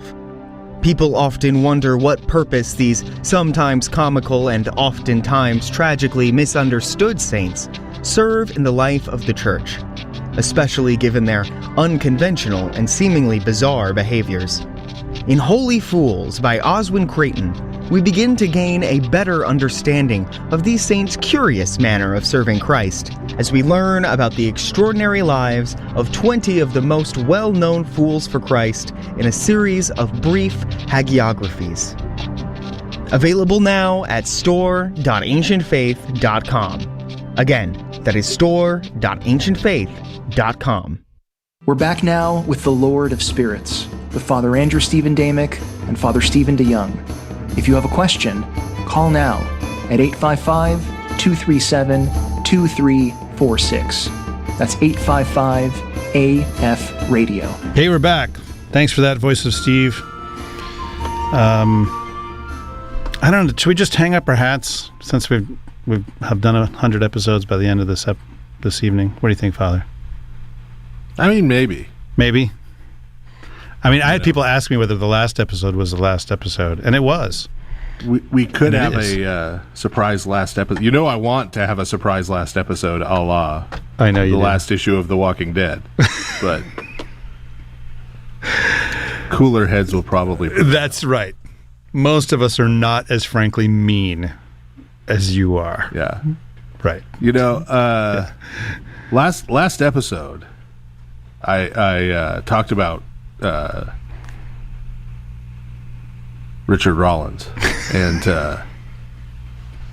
sort of bizarre attempts to combine white Rastafarianism and orthodoxy in his own person. I feel like now that we're more than 6 months out from Pajot Fest, some of these stories can be told. Yes. What did Jordan Peterson say to you when no one else was listening? Well, we'll get there. But okay. I was thinking today, what I was thinking about today was, like, that was the first time I met Pajot in person. Oh. Right? Yeah, he's like, not as large as you are. You are 3 Pajots at least. Few people are. Yeah. But so, first time I met him in person. And, he was a little odd too. Maybe not as odd as Ricky, but so behind the venue, right, they had this sort of camper or RV thing, like really nice, that was there for like the speakers and stuff when they wanted to go hide. They had like water and snacks in there, right? When they needed a break. And so at one point, like, we're all trying to find Pajot, right? Like, where is Pajot, right? And finally, a couple of us, we go into this RV, and he's all the way back at the back of the RV. And he's got like 18 different colors of Post-it notes. He's got them all stuck to the wall in this weird pattern. And he's like moving them around, right? Sort of muttering to himself. Does he have push pins? And so no, just Post-it notes. Just Post-it notes, okay. And we go up to him. We say, Jonathan, what are you doing? And he turns around at us, and he's just wild-eyed, and just keeps screaming at us, "This is art! This is art!" And we kind of fled out of the RV, right, and waited for him outside. He was in there another 45 minutes. Like, I don't know what was going on. But I just thought our listeners might like some of these true stories behind the scenes at Pajot Fest. I'm floored. I mean, I don't know what to do with that. Is it because he's Canadian or? See, I don't know. I don't know the culture. Yeah. Right? I mean, the Cajuns, of course, got thrown out of Oh, Trudy, who is like half Canadian or whatever. French Canada. She's saying it's not because he's Canadian. Okay. Like she's claiming that. Okay. But we actually apparently do have a caller, unless she just accidentally hung up on this person. I don't know. So we're going to go ahead and take a caller. Caller, I have no idea what your name is or where you're calling from, because again, we're doing this completely off the cuff. So if this is Pajot, please explain the Post-it note. Welcome to the Lord of Spirits podcast. Oh, thanks. My name is David. I'm calling actually from Fort Wayne, Indiana. Your name is David? Yeah, actually, I was baptized 2022, so I've called in. I was when you had the episode of A Panoply of Bends, I was like 3 of them. Nice. I do remember the Panoply of Bends. Yes. Yeah, wow. So 3 of those were my questions, but now I don't know. I try to remember, am I David or am I Benjamin? I don't know. This is great, because this is a good anniversary episode call. Right? Yeah. You've got like a callback here. That's right. Well, welcome back, Benjamin David.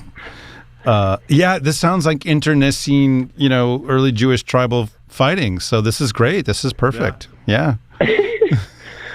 Well, so speaking of the, hopefully it's not actual outright interfighting, but I listened to Father Young's conversation with a certain Reformed theologian, and a friend of mine recently got his book about the history of the church and stuff. So I gave him Father Damick, your orthodoxy and heterodoxy, to kind of, think of hey, there's another way of kind of looking at church history, because I haven't, read the other book. But thank you.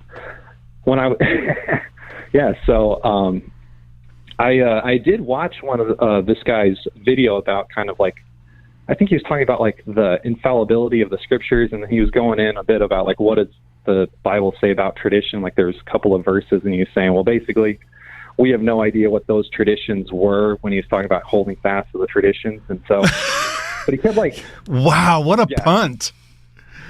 Wow. Yeah. So, because I was trying to watch a video to have some dialogue with my friend, but he kept talking about the infallibility of the scriptures and stuff. And so I just, that being presupposed as I'm kind of transitioning out of, a Protestant worldview and into an Orthodox one, I was kind of, I'm ditching the solas, but I don't kind of understand where things land now with infallibility and, that kind of stuff. So I was wondering if you guys could kind of expand on that idea and kind of, because I don't even remember, I didn't pay enough attention when I was in Bible college about kind of that whole part of why it became so important to discuss them being infallible, because I actually was listening to Father Evan Armitage on one of his, I don't know if it was Orthodoxy Live or his Bible study, but he talked to something about, he had a total side comment about that might cause some issue, because he said that we don't necessarily hold to the idea, or at least the Protestant understanding of infallibility of the scriptures. So I'll shut up and listen now, but that's kind of my main Even I'm not mean enough to get in a fight with Father Evan. I've met Father Evan in person. He is very fit. He's ridiculously fit. And so even a behemoth / ogre like yourself, Father the Stephen, cardio isn't everything, my man. I don't know. He might know some techniques. I'm just throwing that out there. But it would be like beating up the kindly old man at the grocery store. He is rather nice. I couldn't fight him. He's rather nice. It's not. Yeah. As we were saying earlier, he's so nice that he makes me look like you. Yeah. It's true. Yeah, this is a great question. And I think, speaking as someone who once long ago in the before times was an evangelical, although I'm very happy, a couple of years ago, the number of years that I was Orthodox has now passed up the number of years that I was evangelical, which means I'm no longer a convert. Right? I think that the reason why there's this push for infallibility, this understanding of that the scriptures need to be understood in terms of this category of infallibility, is because this is understood as kind of a guarantee of their truth. This is the foundation, right, on which the Protestant understanding, and I know I'm generalizing here, but this is generally true. The Protestant understanding of what Christianity is, this is the foundation on which it's built. And if you poke holes in the reliability of the Bible, then you have a foundational problem, right? So the category of infallibility is really a philosophical, logical category, right? That there are no errors of any kind. There are no discrepancies of any kind within the texts of the Scriptures. And that's how you know that they're correct, right? Whereas I would say that the Orthodox understanding of the Scriptures is, I wouldn't say that they're fallible, right? Like that's the problem, is this duality of fallibility versus infallibility. That's part of the problem, is that whole structure, right? But they are true. And the way in which they are true is the way in which they function within the community of the church. And I'll also just add, I mean, right before Father Stephen gives his actuallys and, but did you ever consider this? I'll also add that we've done a few episodes that are related to this question of how you know the script, how you understand the truth of the Scriptures. And the one that I think is the best place to start is one that we did that was called, oh man, I'm blanking on the title. You know what I'm talking about, Father? The how and how not to read the Bible? Yes, how and how not to read the Bible. I think that's really important. And it was a big learning experience for me, and it really gave me a very strong sense of the way that the Scriptures are really received within the church. And then we had another one called something like how you know stuff is true, or something like that. I don't remember exactly now. But yeah, that's what I would say is this problem of infallibility is it's taking a philosophical, logical structure and placing that on top of the Bible. And the big problem with that, of course, is that it's essentially it's assuming that there's this other standard by which what God has given is measurable, which actually puts something above God Himself, right? If God is being measured against something, then shouldn't you worship that something, because that's clearly higher than God? Father? Yeah, sorry. Actually. All right, good. Thank you. You kind of confused inerrancy and infallibility. Oh, did I? Oh, well, there you go. Help me out. See, I didn't go to Bible college either. The core problem here is with the idea that a text can exercise authority, which is logically impossible. Right, because it doesn't talk to you. Like a book doesn't sit up and say, stop all that. The point is are we talking about Gavin Ortland? Yeah, I was going to let you do being very circumspect.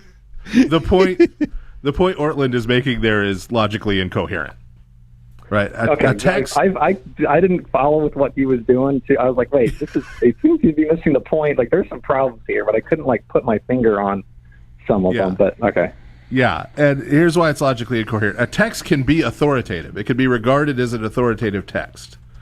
A community can attribute authority to a text. This text is authoritative for us, right? But the text can't exercise that authority because it can't do anything. It sits on a shelf. It's not an agent. It can't act. A written text, right? A person has to read it, interpret it, and then act based on their reading and their interpretation.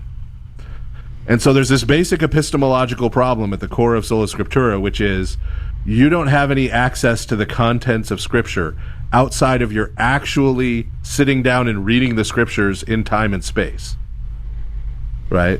Which means even if you want to say, let's yield all the points, it's inerrant and infallible in the sense that the wildest evangelical fundamentalist thinks, right? That doesn't get you anywhere, because as soon as I have to read it and interpret it, I'm fallible. Yeah. Mm-hmm. So my sin, right? I mean, this is especially pointed if you're one of those folks who believes in total depravity. My sin is going to corrupt the holy text that I read and twist it.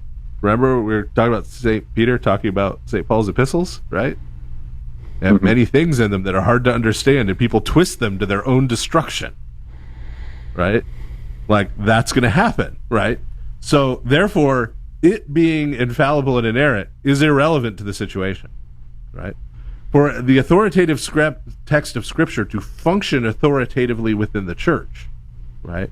For Scripture to have any role in the life of the church, there has to be some kind of infallible context in which the Scriptures are read and interpreted. Yeah. Right? There has to be some way in which I can know that the interpretations of the text that I'm hearing are not just something that a sinful human came up with, right? Because I'm not really hearing the text. Even if I read it in the original language, even if I go and read the New Testament in Greek, I learned Greek from a textbook that was written by somebody, and I'm using a lexicon that was composed by somebody who had his own biases, right? There is no brute Bible, brute fact, right, of the text of Scripture. It's all been interpreted. And so the question, you can't avoid this issue, right? Ortlund is interpreting the Scriptures within the Reformed tradition. I interpret the Scriptures within the Orthodox tradition. There is no difference, right, epistemologically, between how we actually approach the Scriptures when we do it. He won't admit it, maybe. He's just reading what it says. He's approaching it from within the Reformed tradition. I can play that game too. I can say I'm just repeating what it said, right? But I'm reading it in the Orthodox tradition. Yeah. How do we decide which of those two is correct? Yeah, that's the relativism stuff that I kind of try to deal with some of my friends on, because that'll be one of the things they'll point out. It's like, well, how do you know if the Holy Spirit's talking to anybody and trying to, give interpretation on the Scriptures? And so, some of them, like the kids say, crashed out. Yeah. And just, by the way, I was going to say, just to correct myself, at least according to the various things that I looked up. Yes, you're right, Father. I did collapse infallibility with inerrancy. Infallibility is the idea that you can't make a mistake. Inerrancy means that there are no mistakes. Right. Which, I mean, it's funny to think, like, how can a book be infallible? Like, it doesn't do stuff. Right. They're attributing agency to it. Yeah. They're saying Scripture is the sole authority. Like, it functions independently, which doesn't work. Sit on a throne and make pronouncements. The core issue is not sola scriptura. The core issue is ecclesiology. Yeah. That's the core issue, right? And this is what I try to tell the catechumens, the inquirers who come to my parish, right, is there's only one reason to join the Orthodox Church. You come here and you find Christ here. And if you come to the conclusion that Christ is here and this is Christ's church, then whatever the church is teaching, if this is Christ's church, is the truth. Yep. Right? All right. And then you try to explore it and understand it, and that's what we're doing on this show for the last 4 years, is trying to explore and understand and teach what it is that the church teaches. 4 years. Man, we were in our mid-40s. Yes, now we're pushing 50. We were slightly younger than Patrick Stewart was at the beginning of Star Trek: The Next Generation. Yes, but neither of us wears a toupee like I tried to make him do. Yeah, well, I don't think you need a toupee. I don't need one, but I am losing my hair on top. Yeah, Melinda is shaking her head like, please don't get a toupee. This is what shave it into a tonsure. This is what clerical headgear is for, everybody. Thank you very much for that call, David. We're going to go ahead and move on to our next caller. Again, I have no idea who you are, caller, but welcome to the Lord of Spirits podcast. Hello, can you hear me? We hear you. Oh, Father, hi. Christ is in our midst. He is and always shall be. What's your name? It's Father Tim Curran calling from Cape Cod. Father Tim Curran. We've met in person before, Father. Haven't we? But I feel like it's been a long time. Many, many moons ago in Pennsylvania, yeah. Oh, man. How are you?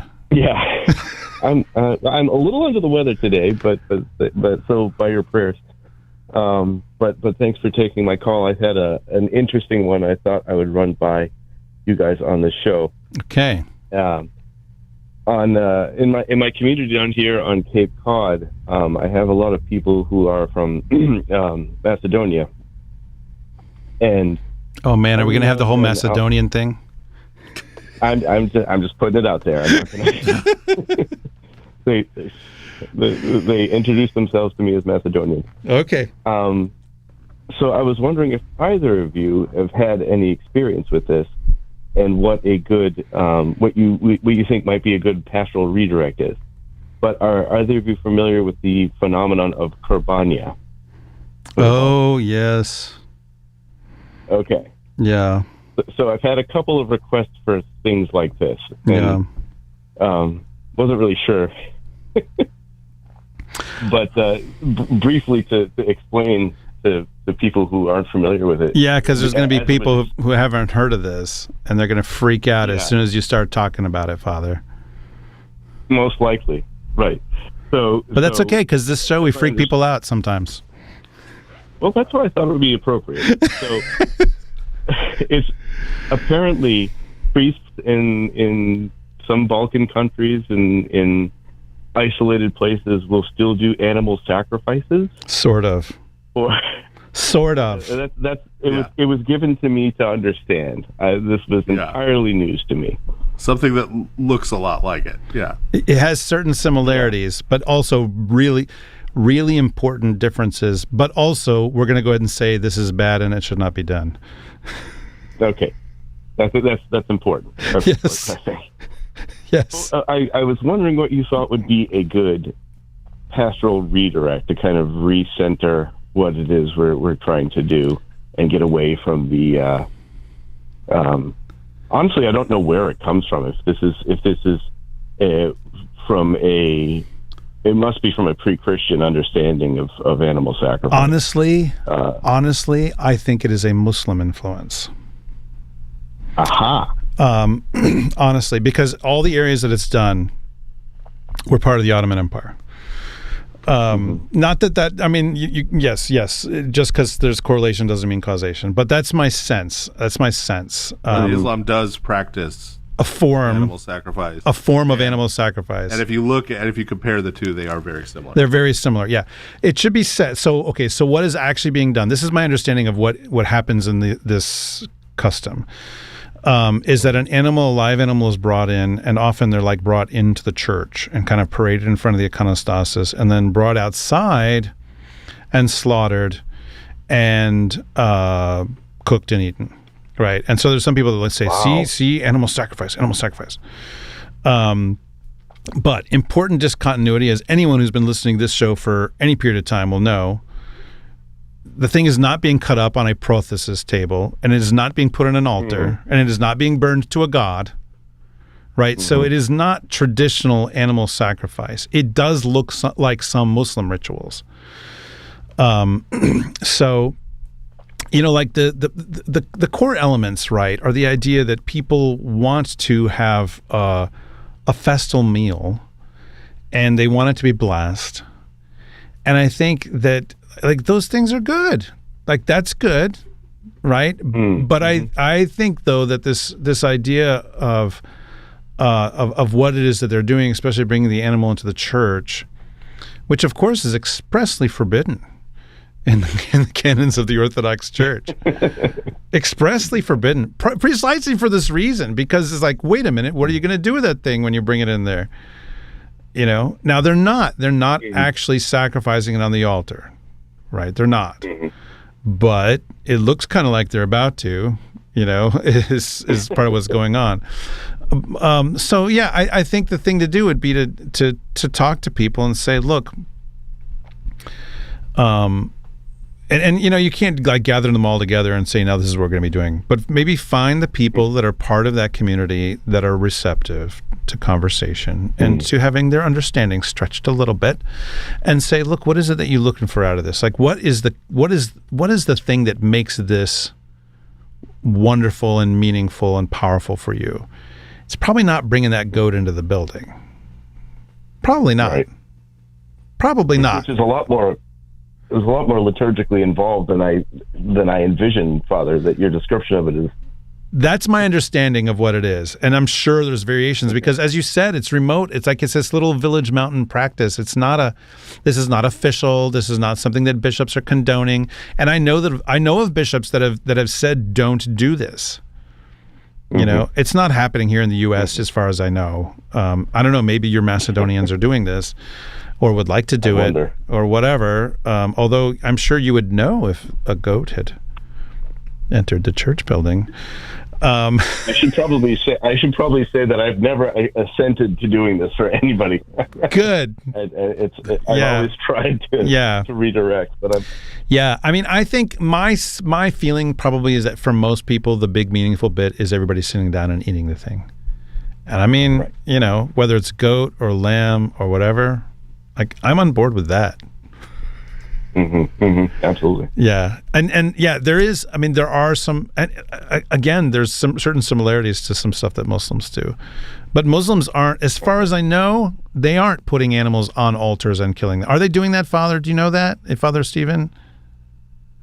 If who's doing it? If Muslims are doing that, putting animals on altars?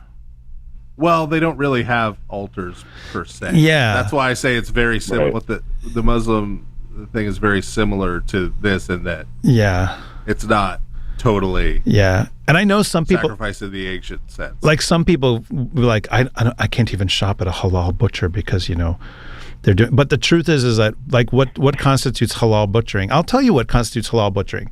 It is a particular technique of cutting the throat of an animal and saying Bismillah while you do it, which simply means in the name of God. That's all that means. Now, obviously, that Muslims' understanding of God is very different from mine. But I mean, if someone wants to say in the name of God while they slaughter an animal, I don't personally have an objection to that.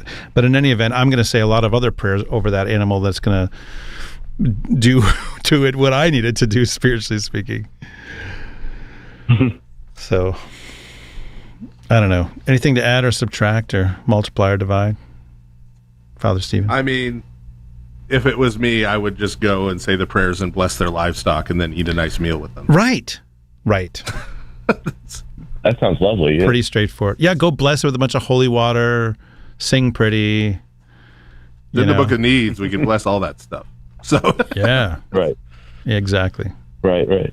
Exactly. Well, that is helpful, Fathers. Thank you. I was imagining that this was some kind of holdover from pagan times and didn't consider that it might have been People say that, but I don't think that's true, especially because it's not, again, it's too far off. Yeah. And it's too similar to stuff that's going on in Islam and in regions where Islam is very present. So, right, of course. I haven't done the research to see if there is an actual, causative relationship, there where you can actually really trace it to Muslim practices. But that is my shooting from the hip, educated guess. So, yeah. All right. Nice to hear from you, Father Timothy. Yes, likewise. Thank you. Thanks for calling. All right. We're going to take one more caller and then roll on with the second half of the Lord of the Spirits. So, welcome, caller, whoever you are, speaking in the darkness out there somewhere. Are you there? Hello, can you hear me? We hear you. Who are you? Hello, my name is Levi. Levi. Yes. Yeah. We've had 2 tribes of Israel so far tonight. That's right. Yeah. Excellent. Well, thanks for taking my call. I've been listening to you guys for a few years now, and really appreciate the show. I've learned so much Thank God. from it. Thank God. What's on your mind, Levi? I've got a question. I'm not even exactly sure how to form. I might kind of stumble through this question here, but I recently read. I'll start kind of with some background. I read the Space Trilogy or the Ransom Trilogy by C.S. Lewis with a few of my friends. Yes. And I've kind of been talking about some of those really interesting ideas there. And then also, I'm also a Pajovian, I guess you could say. I follow a lot of his stuff and some of the themes that I've heard him talk about. And something that Lewis talks about is like, I guess I don't exactly know how to pronounce it. It's like Logos or Logres. Like Logres. Yes, that's the mythical. Yeah. That is the mythical name of the realm that King Arthur rules. Right. Okay. And it seems like he talks about like almost like it's the spirit of the nation or the people. Yes, the spiritual England. Yeah, right. So I guess my question is does that represent something? First of all, is that something real, and is that something that's more like is it more like a collective consciousness or a collective soul of the people, or is it rather more like, is there something like a spirit, or I guess an angel that goes with a nation? And if so, is it necessarily a good spirit, or could it be bad? Like, is it demonic, or is it one or the other, or is it just not real at all? I guess. Yeah. When I asking make sense? Wow, I didn't know I'd get to do modern Arthurian literary criticism tonight on Lord of Spirits podcast, but yay. He is happier than I was when I got the Twin Peaks question.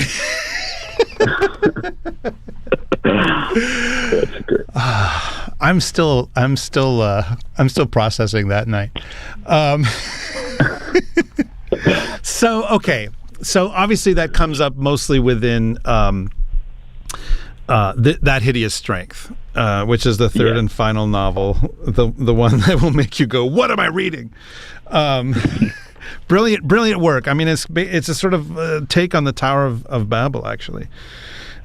So, I mean, the concept of Logos as it functions within that novel, which, Lewis he's taking a theme that does exist within Arthurian literature and kind of doing his own take on it. Okay, so it's his own sort of refined, rarefied version of this. All right, like if you read Mallory, that's not there. If you read, some of the stuff from Middle English, you're not going to see it there.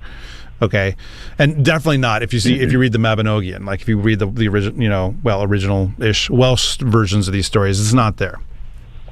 But in Lewis's version, Logos is kind of this ideal spiritual Christian England that's kind of present in a certain way. It's sort of like England as it should be.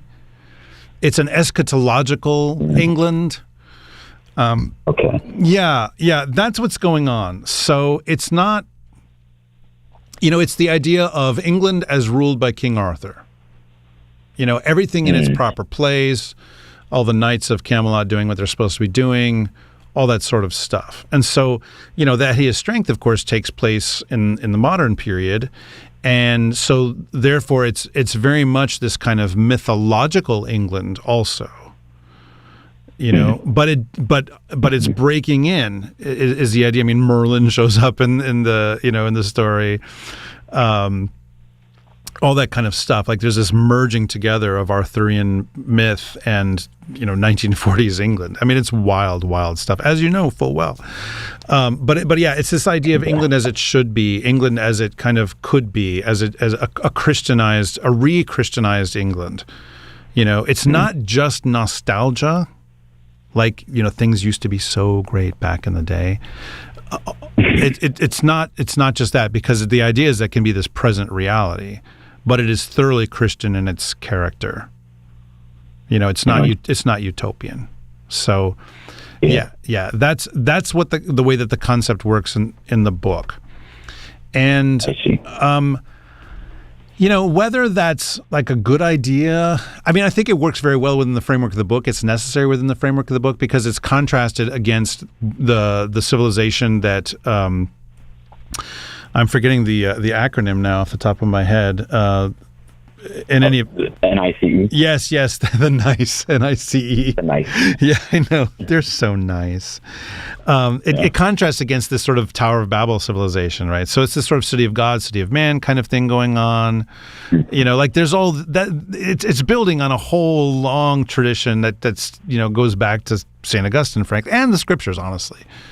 Right. So that's what's going on there. I see. Have you read that book, Father Stephen? Okay.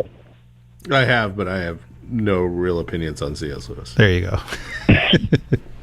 I will tell you, though, because I'm rereading it right now, if you really want to read the highest and best of Lewis's fiction, Till We Have Faces is the one to read.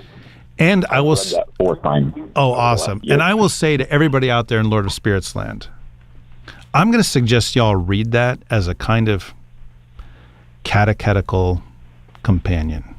Because the way that it presents and deals with religion, I think is something that we could all kind of stand to understand a little bit better. So just putting that out there for everybody till we have faces. All right. Thanks very much for calling, Levi.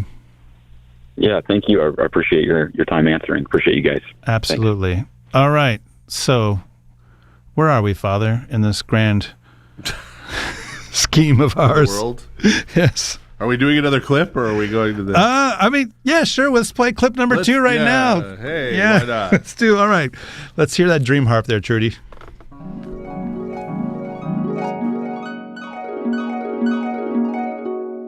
You know, nerdery aside, and I clearly am one because I consider reading, Ugaritic ritual texts and picking through Esau's genealogy to be fun and exciting ways to spend an afternoon.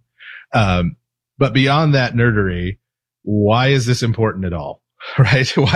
Why is this important to the Orthodox faith or theology? Other than just, hey, it's interesting and fun and neat. I think this actually goes to the core, what we've been talking about today, goes to the core of what salvation is. And here's how I think that is. My father used to tell me about my grandfather that at one point, my father was watching the Nuremberg trials on television, which were the trials of Nazi war criminals. So sort of the most demonically evil humans, of our era. And my father asked my grandfather what he thought about what had happened and these trials. And my grandfather's response was, "There but for the grace of God go I."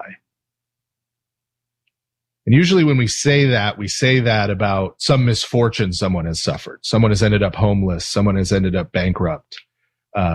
Someone has died at a young age. And we say, "Oh, there for the grace of God go I." It's God's grace that I have the things I have. And that's not untrue. But my grandfather was saying that about becoming a Nazi war criminal. He was saying that about becoming this sort of immoral monster who would murder other people en masse and do these other things. And this is how the scriptures present the demonic and our sin as participation in the demonic. After Adam and Eve have disobeyed, God says it's not good that man should live forever. Because if we'd lived forever in that state, we would have been just like the demons, immortal and immoral, immortal and evil. And so God gives us this life in this world and our mortality and our repentance to prevent us from suffering that fate. A lot of times our Western Christian friends present salvation as, well, God has these laws. We've broken those laws. So he's angry at us, or he's compelled by his attribute of justice. He has to punish those violations of the law. And so Christ comes to save us from that. So God has to save us from himself, or save us from one of his attributes, save us from his own justice. But that's not what the scriptures say. The scriptures say that Christ came to save us from our sins, because our sins are destroying us. Our sins are turning us into these demonic monsters if we keep going down that path.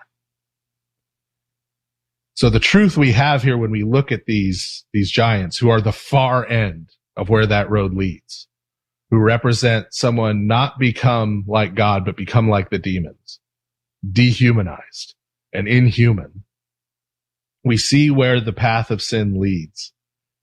And it shows us that in reality, Christ came to save us from ourselves. And it gives us a clarity of exactly what that means. So I think this is important beyond all the history and the tying things together in the Old Testament and understanding some of the hymns of the church, that's the core. That's the core. That despite our sin and wickedness, which is deliberate, despite our throwing in our lot with these demonic spirits who rebel against and hate God, Christ still loved us enough to come and die and rescue us, redeem us, and buy us back so that we could become sons of God, as we've talked about in previous episodes. This shows us the other side. We talked about past episodes, what we're saved to, what we're saved for. This is what we're saved from.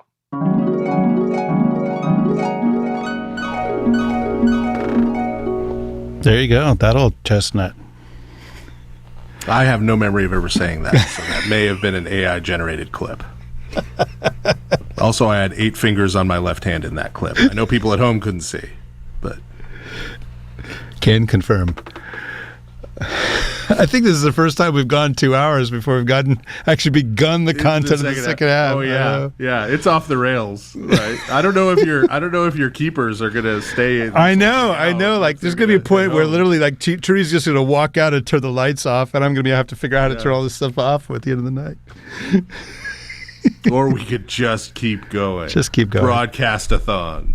That's right. We could have a big telethon and do a bunch of fundraising or something. I would totally do 24 hours, a 24-hour straight live show to raise money for something. Wow, that would get so, like, punch drunk weird at the end. Probably just 4 or 5 hours in, actually. Say nothing about 24 hours in. Are you at the point in your old age where you need to sleep every 4 or 5 hours?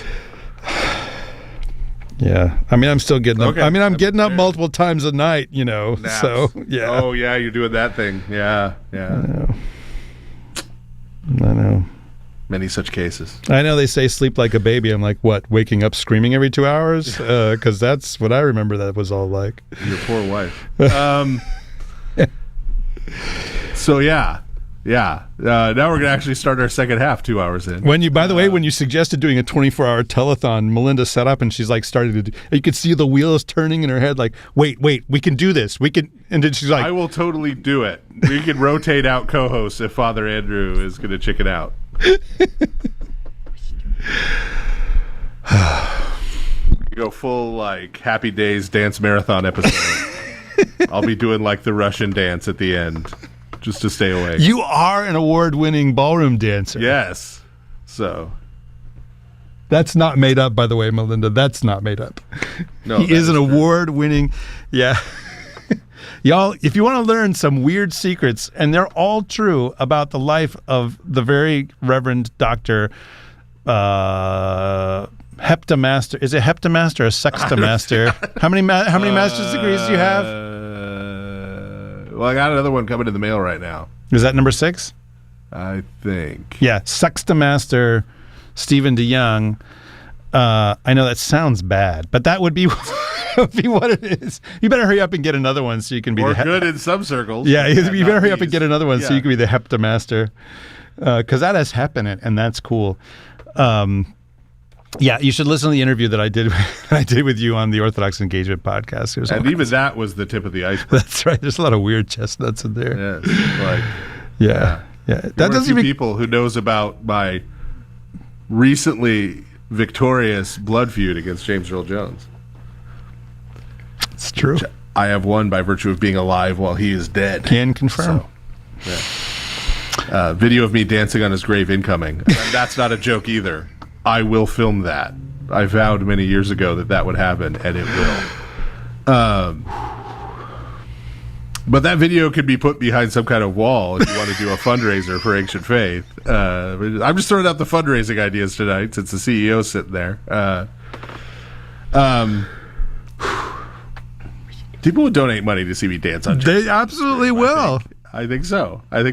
I mean, Anna Delvey, true name Anna Sorokina, was on Dancing with the Stars. So, I mean, come on. Yeah. Right? Okay, so, second half. For realsies. So in the first half, I know it's a long time ago now that we did the first half of this show. But we set up sort of the relationship between preceding Second Temple Judaism and Christianity as a paradigm of continuity with shifts, changes, acculturations, etc., happening within. So let's just apply that, as I promised many moons ago we were going to the relationship between Christianity and a few different groups. Okay. Right. So we'll start with Christianity and Gnosticism. Yeah, which is kind of a group of groups. Yeah, which is a catch-all category that St. Irenaeus invented as far as we can tell. They didn't call themselves Gnostics. Yeah. They called themselves various sects like Sethians or Valentinians or what have you. And he often added the word so-called. Yeah. Which is great. See, sarcasm is Christian, you guys. Yes. Just have to use it correctly. So these two sets of communities, you've got Christian communities, you've got communities that would fall into this Gnostic category. They encounter each other. We have literary artifacts of this encounter, right? From both sides, actually. And so we could see, right, how do they assess, are we the same thing? Are we the same group? Are we doing the same thing? Is there continuity here, or has there been a break? Yeah. Right. Has there been some kind of break where we're two separate groups, two different ways of life, right? In modern terms, two different religions, though we talked about last time why that's not the best necessarily way to look at it. So we get, using the criteria we set out before, right? We get from, for example, St. Irenaeus, one of our earliest statements regarding the New Testament canon based on precisely the issue of what scriptures are they using and what scriptures are we using. Right. Yep. So St. Irenaeus first points out that they reject the Hebrew scriptures. They reject the Old Testament completely. Bunch of Marcionites. Right. So that's, already. But then even beyond that, right, St. Irenaeus points out, go to all the cities where the apostles were. They use 4 gospels, and only these 4 gospels. These folks are reading these other things, right? And those 4 gospels don't have authority in those communities. And then he looks at their relationship in terms of their way of life with the material creation, right, that God has created. Yeah, this fundamental doctrinal issue. Right. And Christianity and preceding Second Temple Judaism, especially of the Pharisaic variety, embraced the physical creation as good, believed in the bodily resurrection. Right? Yep. One of the things that puts these groups into that category of Gnostic is that they reject that. They reject the goodness of creation. They reject the bodily resurrection. That's over the line. Yeah. Christian groups, as we read in St. Irenaeus and others who are writing against the Gnostic groups, have a continuity of authority structures, not just parallel structures, right? We have parallel structures to what the early church had, but there is a line of apostolic succession that St. Irenaeus and other early fathers already in the 2nd century point to, going back to the apostles. Yeah, the authority themselves. is invested in the bishops, not simply in charismatic figures who don't override the episcopacy. Who come and start their own sects, like Valentinus, right? I mean, like charismatic people can function as a corrective, right? Like in that prophetic way, but they do not override. Right. Yeah.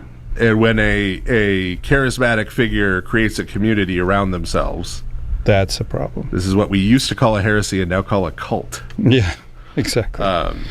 Like Montanus, forming the Montanus. They, very importantly, Gnosticism introduces elements, it is formed, what makes these Gnostic groups, right, is that they have brought together elements of Christianity and taken that and brought it into what is basically still paganism. Yeah, and if you really read the writers, the Gnostic writers, you see what we're talking about. Like if you actually take a look and see what they say. Yeah. It's all kinds of wacky, weird, super complicated structures and cosmologies and yeah. Right. And so these things have been sort of pushed together. In a few cases, it's more vice versa. It's they've taken these foreign pagan elements and brought them into Christianity, right? Usually it's the other. Usually it's more pagan. But there are some examples of the other. But in either case, right, there is this artificiality to Gnosticism. Yes. There is not this sort of history of development of this being the religion of a particular people who have practiced it and lived it. There is some figure, some founding figure of this or that Gnostic sect who has done the work of smushing these two things together. Yeah, he'd be like, or look, interweaving these things. You guys, I got some ideas. Yeah. I mean, that's what right. They're like, Right. I have an idea and I'm going to make it into they go out, something. they publicly preach it, rhetoric, Yeah. right? Yeah. Get people, get converts, right? artificial. Form communities around it, but it's artificially created, right? And that's why you have this whole panoply of Gnostic sects, is that each one of the founders is sort of doing their math a little differently. Yeah. Right, as they construct this thing, but they're all sort of artificially constructed. They don't grow out of the life of any people. I mean, it's even compared to paganism, right? It's artificial. Yeah. Right? Yeah, like paganism has I hesitate to use this word, but it's the best word I can think of at the moment. It has an authenticity to it that Gnosticism just does not. Right. And so right there, this artificial nature of it means that it's not the same kind of thing as Christianity. Yep. Right. And not the same religion, not the same way of life. It is still basically pagan. It's just a form of paganism that's been mutated to look a little more like Christianity, or incorporate some Christian elements. Yeah. We see something very similar when we compare Christianity and Neoplatonism. Now we're talking about more the 3rd century. Yeah. Neoplatonism, if you've heard of it and you know what we're talking about, you've mostly been taught a bunch of bunkum.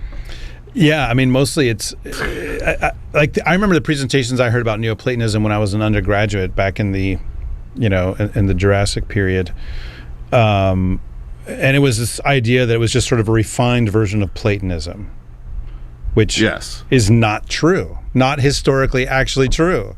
No, historically, Porphyry, who was Plotinus's forebear philosophically, was a fierce critic of Christianity, because Christianity in the mid-3rd century was on the rise, and he hated it. Right? He liked Platonic paganism.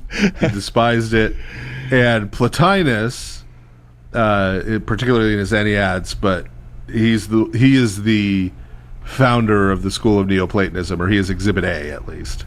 Then deliberately crafted a Platonic pseudo-Christianity. He deliberately borrowed Christian language and ideas, the ideas that he believed were appealing to people, that were causing them to become Christians.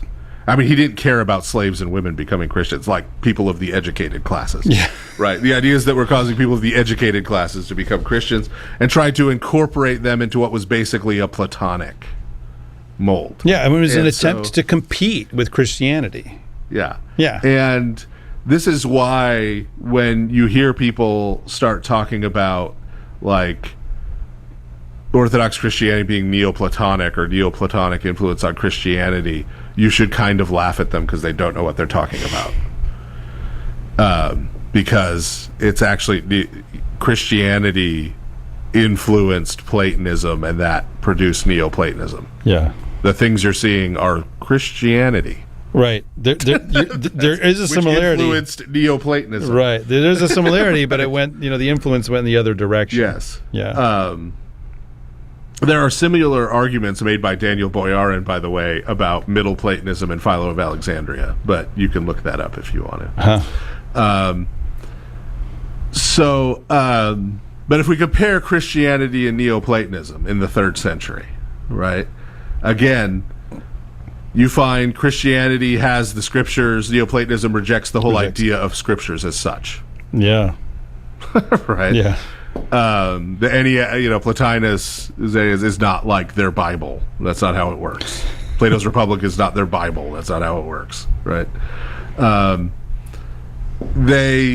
Christianity, again, embraces material existence. The material creation calls it good. Obviously, as any other form of Platonism, Neoplatonism rejects it. Right. Christianity embraces, again, authority structures within church. There are no real authority structures in Neoplatonism other than, again, charismatic individuals. The wise philosopher, the teacher, the charismatic teacher, right? Like Plotinus, who gathers followers. So as we said, this is introducing Christian elements into Platonism that were foreign elements. And so again, Neoplatonism is artificial. Yep. It's a religion that was crafted by people at a time we know when, right? It's more like Scientology than it is like actual Platonism, right? We just lost all our Scientologist listeners. If we had any Scientologist listeners at this point, I would be flabbergasted. The Thetans got them. Yeah. All guests would be flabbered. Right. All lollies would be gagged. I mean, explain this to me, right? Like, explain it. There is no one in the world who enjoys being audited by like the IRS or an accountant even. Why would you call your religious ritual auditing? I know. Like, that makes no sense. Anyway, okay. So great. Come on, guys. I think if there's any one religious group that we can just go ahead and mercilessly mock on this show, probably the Scientology. It's Scientology. Yeah. Everyone else, we've got, But I mean, hey, if you're a Scientologist and listening to this show, please call. We would super love to hear from you. Please Absolutely. donate money, because clearly you don't mind going deeply into debt for religious reasons. So those are a couple of non-Christian groups in the early church, right? Yep. But now let's apply this to a different group. Yeah, a group that describes themselves as being Christians. Let's apply this to Arianism, right? And not just Arianism in the sense of like Arius and what he was preaching, not as like a set of ideas, but Arianism as Arian Christianity was practiced. Yeah. Right? There were churches that were actual Arian. communities. Oh, yeah. I mean, it was big time. I mean, they were doing missionary work up amongst the Goths. Right. The Goths were, by and large, Western Europe was mostly Arian. Mostly they had Arian. built churches. They had liturgies. Arian churches in and around Constantinople. Right. Yep. Did you know? Which was closed by Nestorius. Yeah.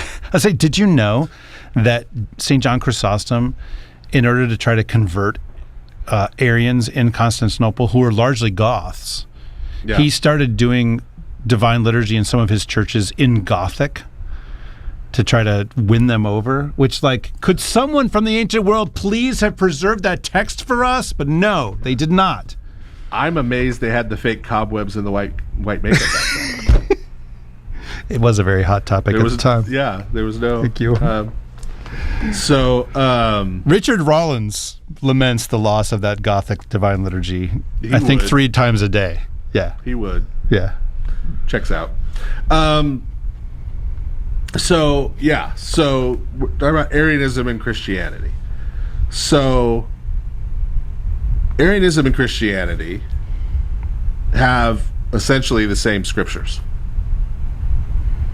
Right? Arianism and Christianity, right? Now I'm talking about historical Arianism now, right? I know the Jehovah's Witnesses are Arians, but I'm not talking about the Jehovah's Witnesses right now. I'm talking about the Arians with their Arian churches. Yeah, Arians. In the 4th and 5th century. Yeah. Classic, old school Arians. Right. They had basically the same way of life in the sense that they didn't differ on important points of morality, ethics, right? Even worship structures from the Orthodox Church at the time, right? I mean, they used the Trinitarian invocations and things. Oh yeah, they meant something different to them, but yes. they used them, right? Yeah. And they had basically the same authority structures. Yep. Bishops, priests, deacons. Right?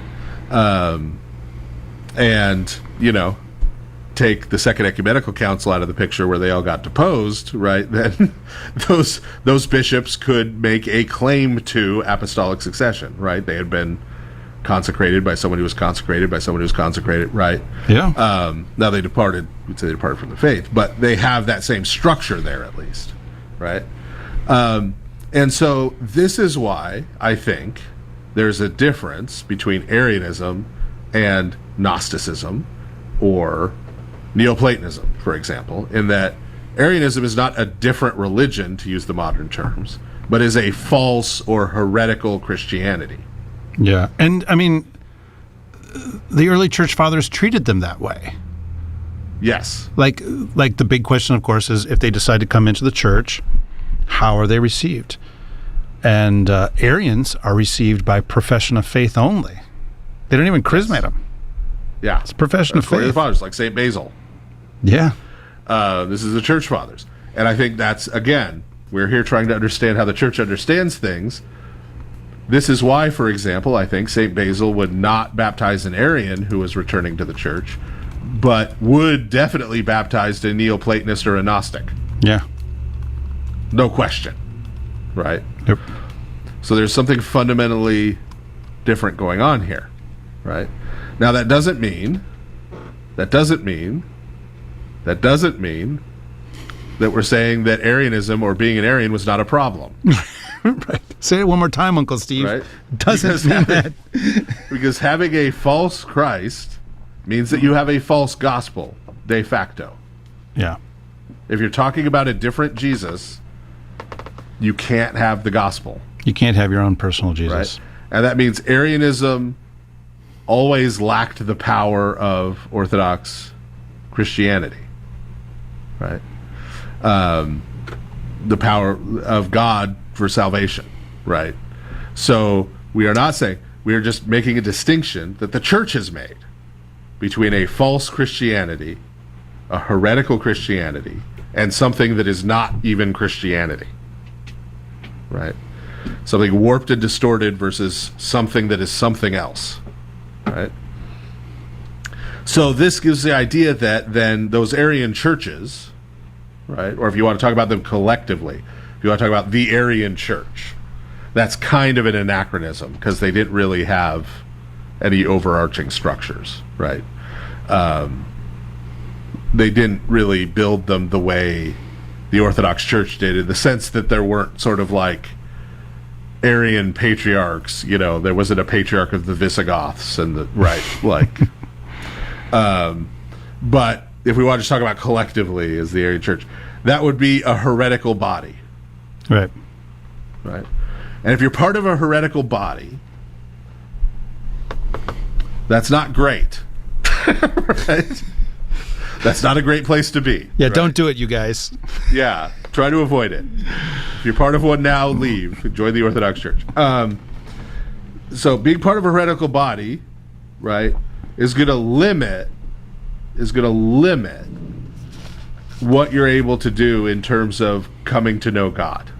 Right, because from your perspective. Right, because if you have a false idea of someone, a false understanding of who that person is, which frankly most heretical bodies, that's the big question, right, is who is Jesus, and they get it wrong. Yeah. If you have a false idea of who someone is, then you're going to relate to them in a way that is distorted. Right. No matter who it is, Right. Christ or anybody. If you have radically wrong ideas about a person, it's going to affect the way that you relate to that person. Right. It's just how it You're is. going to be taught things that aren't true. Yeah.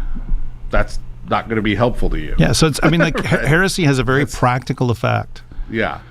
But at the same time, we maintain that you being part of a heretical body doesn't limit what Christ can do. He's God. Right? let's talk about that for a second nothing can limit God, but let's talk about it for a second in the case of, your peasant Visigoth, right? Whose king has converted to Christianity of the Arian type. Yes. And therefore, you go to the Christian church in your village, which happens to be Arian, because you're a Visigoth and you don't have options, okay? Like, there's only one church. That's the only Christian church, okay? It is not impossible for Christ to save that peasant just because he's going to a heretical church. And I'll go so far as to say it's definitely better that Visigoth, and I have to say, by the way, I first learned about Visigoths and Ostrogoths from Asterix and Obelix comics. Yeah. That my father brought home from his travels in the Navy. It is better for that Visigoth to be an Arian Christian than it was for him to have been sacrificing to Thor. It is better, you guys. It is better. It's not ideal, but it is definitely better. Yeah. Right. But being part of that heretical body is in some ways not going to help him as he seeks to work out his salvation. Right? It would be better for him were he in an Orthodox church that knows the true Christ and is preaching the true Christ. Oh, wow. We just got a note. I think we have our first, at least that I'm aware of, our first live listener tuning in from India. Oh. So, hello, India. Yes. We're glad to have you tuning in. So, Exhibit A of this, who we can point to in church tradition, is, of course, St. Isaac the Syrian, or St. Isaac of Nineveh. Right, who canonically belongs, as far as we know, and I know there's some quibbling over this, but as far as we know, canonically belongs to the Assyrian Church of the East, commonly known as the Nestorians. Right. We're not saying that St. Isaac was a Nestorian. No. We're saying he was, due to where he lived and when he lived, right, a member of a heretical body. Right. Right? He's part of a heretical body. And the church has recognized him. Didn't have a lot of choices. As a saint. Right? But he became a saint through the work of Christ and his cooperation with that work, because him being part of that heretical body didn't stop Christ from saving him. Right? Now, I would not recommend anyone go and join the Church of the East if they want to become a saint. Right? But we have to reckon with the reality of world history. Yeah. Right? And God did not cause people to be born in places in centuries where he was automatically damning them to hell. Okay? That's been declared a heresy by the Church. Second Council of Orange.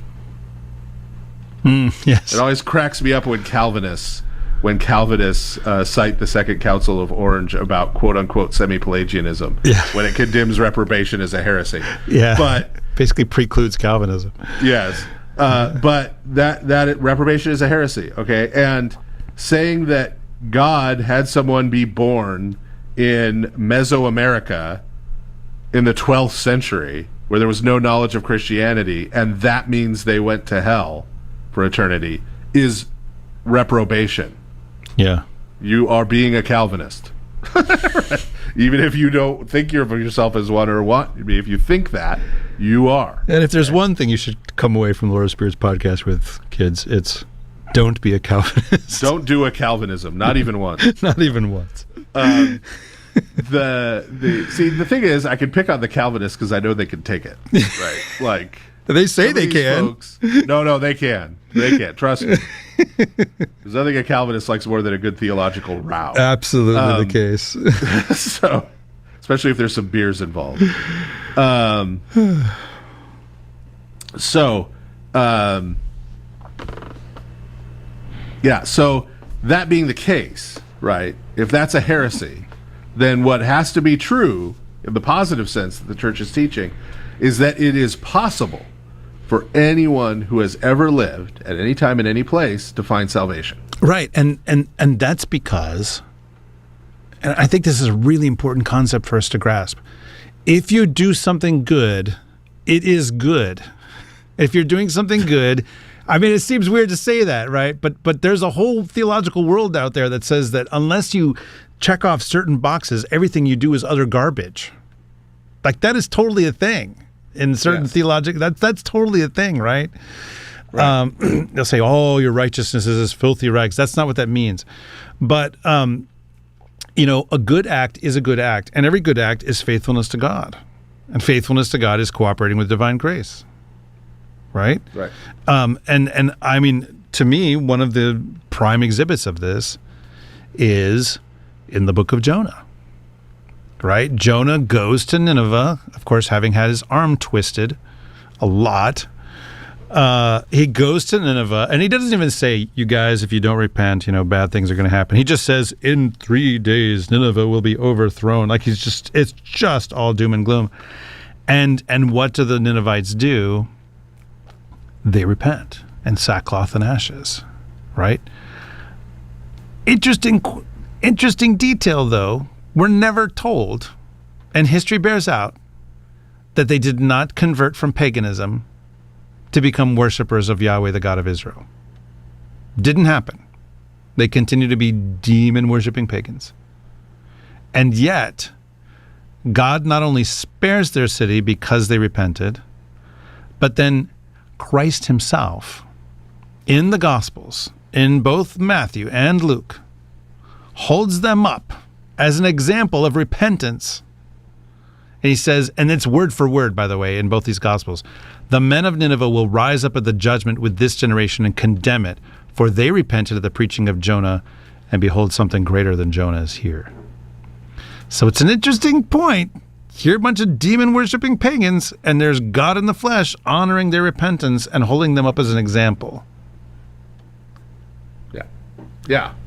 As we said last time, there is some way that at least some hunter-gatherers found salvation. Yeah. By being faithful to the revelation that God had given to them. Yep. And the grace of God in the world, which was a tiny, tiny, tiny drip compared to the revelation we've been given, but that just means we're held more accountable. Yep. Right? But this is how we're told God is going to judge the world. And St. Paul says this in Romans 1, in Romans 2, in Romans 10. This is part and parcel, Acts 17. This is part and parcel of what the New Testament teaches regarding how salvation works. Right? And there not being a mechanism. So salvation is was available to every person who has ever lived. That doesn't mean they all received it. Yeah. And it doesn't mean that the exact shape of what that faithfulness was the same. Yep. Right? Depending on more or less had been revealed. But it was possible. And so it doesn't... It was possible for medieval Roman Catholics in France. It was possible. It's possible for evangelical Protestants in the United States. It's possible. It was possible for Chinese people in the 8th century BC. Is it possible for Huguenots, though? It was possible. It was possible. And they destroyed the relics of St. Irenaeus. I know. Huguenots and Henry VIII, man. Yeah.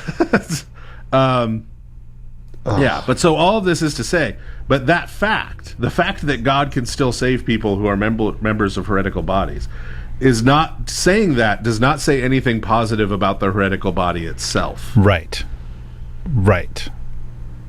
It does not say anything about the heretical body itself.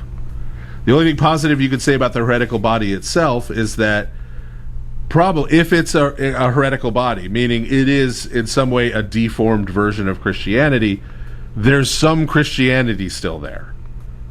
Maybe a lot, maybe only a little, but there's some Christianity still there. And so that Christianity that is still there will be an aid to those within that body who are seeking salvation. Yeah. Right? And there I'm kind of paraphrasing Archbishop of Verki. But, yeah. And an interesting note here, a lot of people don't know historically what it was that converted the Goths, right? Because for a long time, the Goths outnumbered Orthodox Christians. Like St. Ambrose's Cathedral was surrounded at several points by Gothic armies who were all Arians. What transformed it was not some kind of mission endeavor or public debates on theology or any of that. It was St. Martin of Tours. St. Martin of Tours was a wonder worker in his life, and God continued to work miracles through his relics after St. Martin's death. And so the shrine where his relics were became a place of pilgrimage and veneration for the Goths, even though they were Arians. How about that? And so when I said that heretical bodies and stuff sort of lack the power in a certain way that the church has, this is what I mean. Right? And the Goths saw it, and it led to mass conversions to the faith of St. Martin. Yeah. I think his relics are still... I think they are still available in Tours. I've heard of people that have venerated them there. Yeah. There's some here in Louisiana. Oh, hey. I'm going to have to make a pilgrimage to Louisiana. Yeah. Only to go to a crawfish boil. Yes. All right. On a fast day, you can go. That's right, man. All right. Well, that wraps up the second half of this 100th episode of the Lord of Spirits podcast. Think of how many hundreds, literally now, hundreds of hours y'all have been listening to us go on and on unto ages of ages. How about that? All right, we're going to go ahead and take our second and final break, and when we get back, we're going to listen to another clip, and we're going to talk to some of y'all. So we'll be right back. Father Andrew Stephen Damick and Father Stephen DeYoung will be back in a moment to take your calls on the next part of the Lord of Spirits. Give them a call at 855-237-2346. That's 855-AF-RADIO. You've probably heard of Saint Raphael Hawawini, Saint Alexander Hodovitsky, liturgical translator Isabel Hapgood, and other righteous men and women who made their mark on the early development of Orthodoxy in America. But what about the notorious itinerant Bulgarian monk, or Father Raphael Morgan, the first black Orthodox priest in America? Or Vera Johnston, who served the Orthodox Church without renouncing her Theosophist roots? Their stories and many others, some edifying, some appalling, all entertaining, make up the lost histories of the early decades of Orthodox Christianity in the continental United States. Lost Histories, the good, the bad, and the strange in early American Orthodoxy by Matthew Namey. Out now at store.ancientfaith.com. Again, that is store.ancientfaith.com. We're back now with the Lord of Spirits, with Father Andrew Stephen Damick and Father Stephen DeYoung. If you have a question, call now at 855-237-2346. That's 855-AF-RADIO. Welcome back. It's the 1000th episode of the Lord of Spirits. It feels like that sometimes. I mean... And 10,000s times 10,000s of episodes. That's right. I feel like we could be a Johnny Cash song. Yeah. One of my favorite Johnny Cash songs is When the Man Comes Around. Do you know that one? Yes. That's a great song. How long will you kick against the pricks? I know. Man, Johnny Cash. Right. We have actually decided to call a little bit of an audible on this millionth episode of the Lord of Spirits podcast. And we're going to play the third half clip for everybody. And then we are simply going to spend some amount of time talking to y'all. So just get your calls on, people. And so don't worry, though.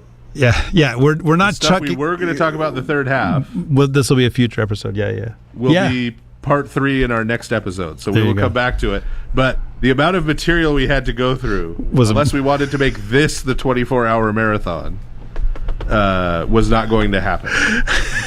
Yes. And since this is an anniversary episode, exactly, right, we're having fun. Exactly. Maybe too much. Exactly. That's why we're so exactly. So you will not miss out on anything. Yeah. Call everybody, and if you get like a busy signal or whatever, it just means that the lines are jammed. But just keep calling. Just keep calling. You know, just like remember Cameron in one of the best movies ever made. He kept saying, "He'll keep calling me. He'll keep calling me." No, Rudy! See, if you had just dropped that reference, I would have thought you were making a totally out of character Joy Division reference. No. I'm near Chicago, you know, so obviously I have to think about one of the greatest Chicago films of all time. But we were also talking about goths. I weep for the future. Yes. So yeah, let's go ahead and play clip number 3 there, Trudy, and then we'll start talking to some people. Need harp first. There we go. So that's why you would have those chambers underneath the Sphinx, right? What's now the Sphinx. Oh. And the position, right? People have noted, of course, that when you look at the Great Pyramid and the Row of Pyramids, how this lines up astrologically with the constellations directly above during certain times of years. So those times of year are festal periods, but more importantly, within the Egyptian cosmology, you have this mirroring of the structures and order on earth are mirrored in the heavens and vice versa. Oh, well, it's just like it says in the Psalms or in the, Our Father on earth as it is in heaven. Right. Although this is extended with the idea, of course, that within the Egyptian cosmology, you have kind of ongoing constant battle in heaven, right? You have Re and Apophis, right, battling each other every night, right? Yeah. And so the calamities and chaos on earth is mirroring this kind of calamity and chaos in heaven. Yeah, and there's this, I was going to say, there's obviously a fatalism attached to that, which is like the gods are going to do what they're going to do, and we're kind of subject to that. Right. It's that it's going to be mirrored. So the astrology can kind of give you a heads up, right? But it's not like you can change anything. Yeah. Yeah. Right. So I mean, so then how would an ancient Egyptian pagan understand? I mean, obviously, there's just going to be royals making these decisions, but the important people deciding, okay, we're going to build this monument in order to participate. I mean, couldn't you have said, well, I don't want to participate in that. Forget that. I'm not going to build this monument that astrologically aligns with all the rest. Right. Well, that would fundamentally call into question, for the pharaoh to do that, would call into question his own identity, which of course he was projecting as divine. Yeah, because he's the son of Re, or probably, or maybe some other one of those. Horus, yeah. So it's sort of his duty. What makes him the pharaoh is the fact that he is doing this, that he is doing this kind of mirroring, right? And so there's continuities and discontinuities between that and the idea of imaging. Yeah. Yeah, that's crazy. And as a relatively obscure pop culture reference, the thing that suddenly occurs to me is, did you ever play the game Age of Mythology? Yes, but it was a long time ago. Yeah. It's one of those, what do they call RTS, real-time strategy. And, you can play as the Greeks, you can play as the Norse, you can play as the Egyptians. That's in the original version. They add some other civilizations, I think, later. And you have to accumulate, I can't remember what they call it. Anyways, it's represented by a little lightning symbol. And you have to accumulate that as one of the sort of currencies you can spend on units. And with the Greeks, you have to put people worshiping at a temple in order to get that. With the Norse, it's actually fighting. Fighting gets you more of that. But with the Egyptians, it's monuments. And the bigger the monuments you build, the more that's generated. And of course, the more that you have, then the more that's generated as a result. And I I mean, obviously, it's a very just sort of reductionist, gamified approach to this kind of thing. Yeah. But it's not entirely dissimilar from what you just described, with the sense that, okay, if you're the Pharaoh and you build the Sphinx, this confirms that you're the Pharaoh. It, and then confirming you're the Pharaoh gains the obedience and favor of your people. Like, everybody's kind of doing what they're supposed to do, and so therefore Egyptian society works the way that it is supposed to work, just as predictable and beneficial as the flooding of the Nile. Right. You've established justice. Yeah. And that is sort of the video game version of Sid Meier combined with Sid Roth. Wow. So did I ever tell you about the time that I almost extinguished the eternal flame? You have, but I don't think you've said this on the air here live. Okay, yeah, maybe this is the time for the world to know. So obviously we're talking about Egyptians, so it made me think of the Bengals, as one does.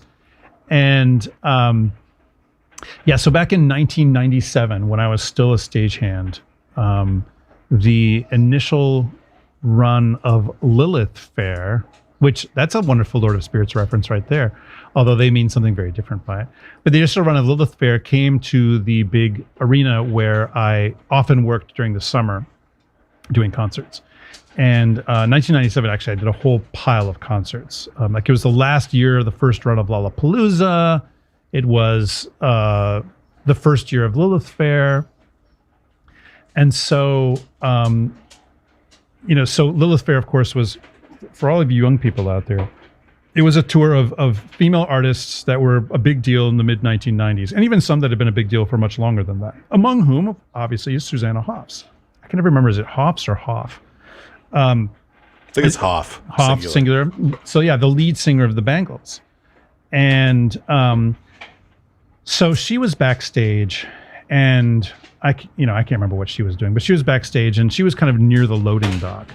And I was going from point A to point B. I don't remember what it is that I was tasked with doing, but I remember that I had to get there and make it happen quickly. Which, doing production work, doing theater, doing concerts, occasionally stagehands have to move fast. And so I was going somewhere very quickly. And at the last second, I kind of moved out of the way because she was there. And the thing is that she is not tall. Not even a little bit. Like, she's not even average. I don't know her exact height, but she is a small person. She is wee. Exactly. And unlike we. And so I'm, but I realized as I turned around, like, if I had not moved out of the way, because I was just sort of barreling along, I would have knocked her down like 10, 15 feet or whatever it was into the loading dock. And I mean, how could I have explained to my friends and family later on that I was the one who had extinguished the eternal flame? Like, I could have never, ever, ever lived that down. So, yeah. So that's what makes me think. Now that you've told that story live on the air, now people are going to want to know how I got banned from Stonehenge. Well, someday we'll tell that story. Someday, maybe that'll happen.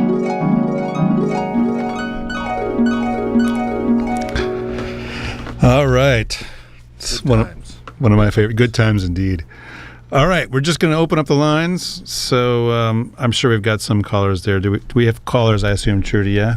Yes. Trudy the Tank Richter, everybody. Manning the...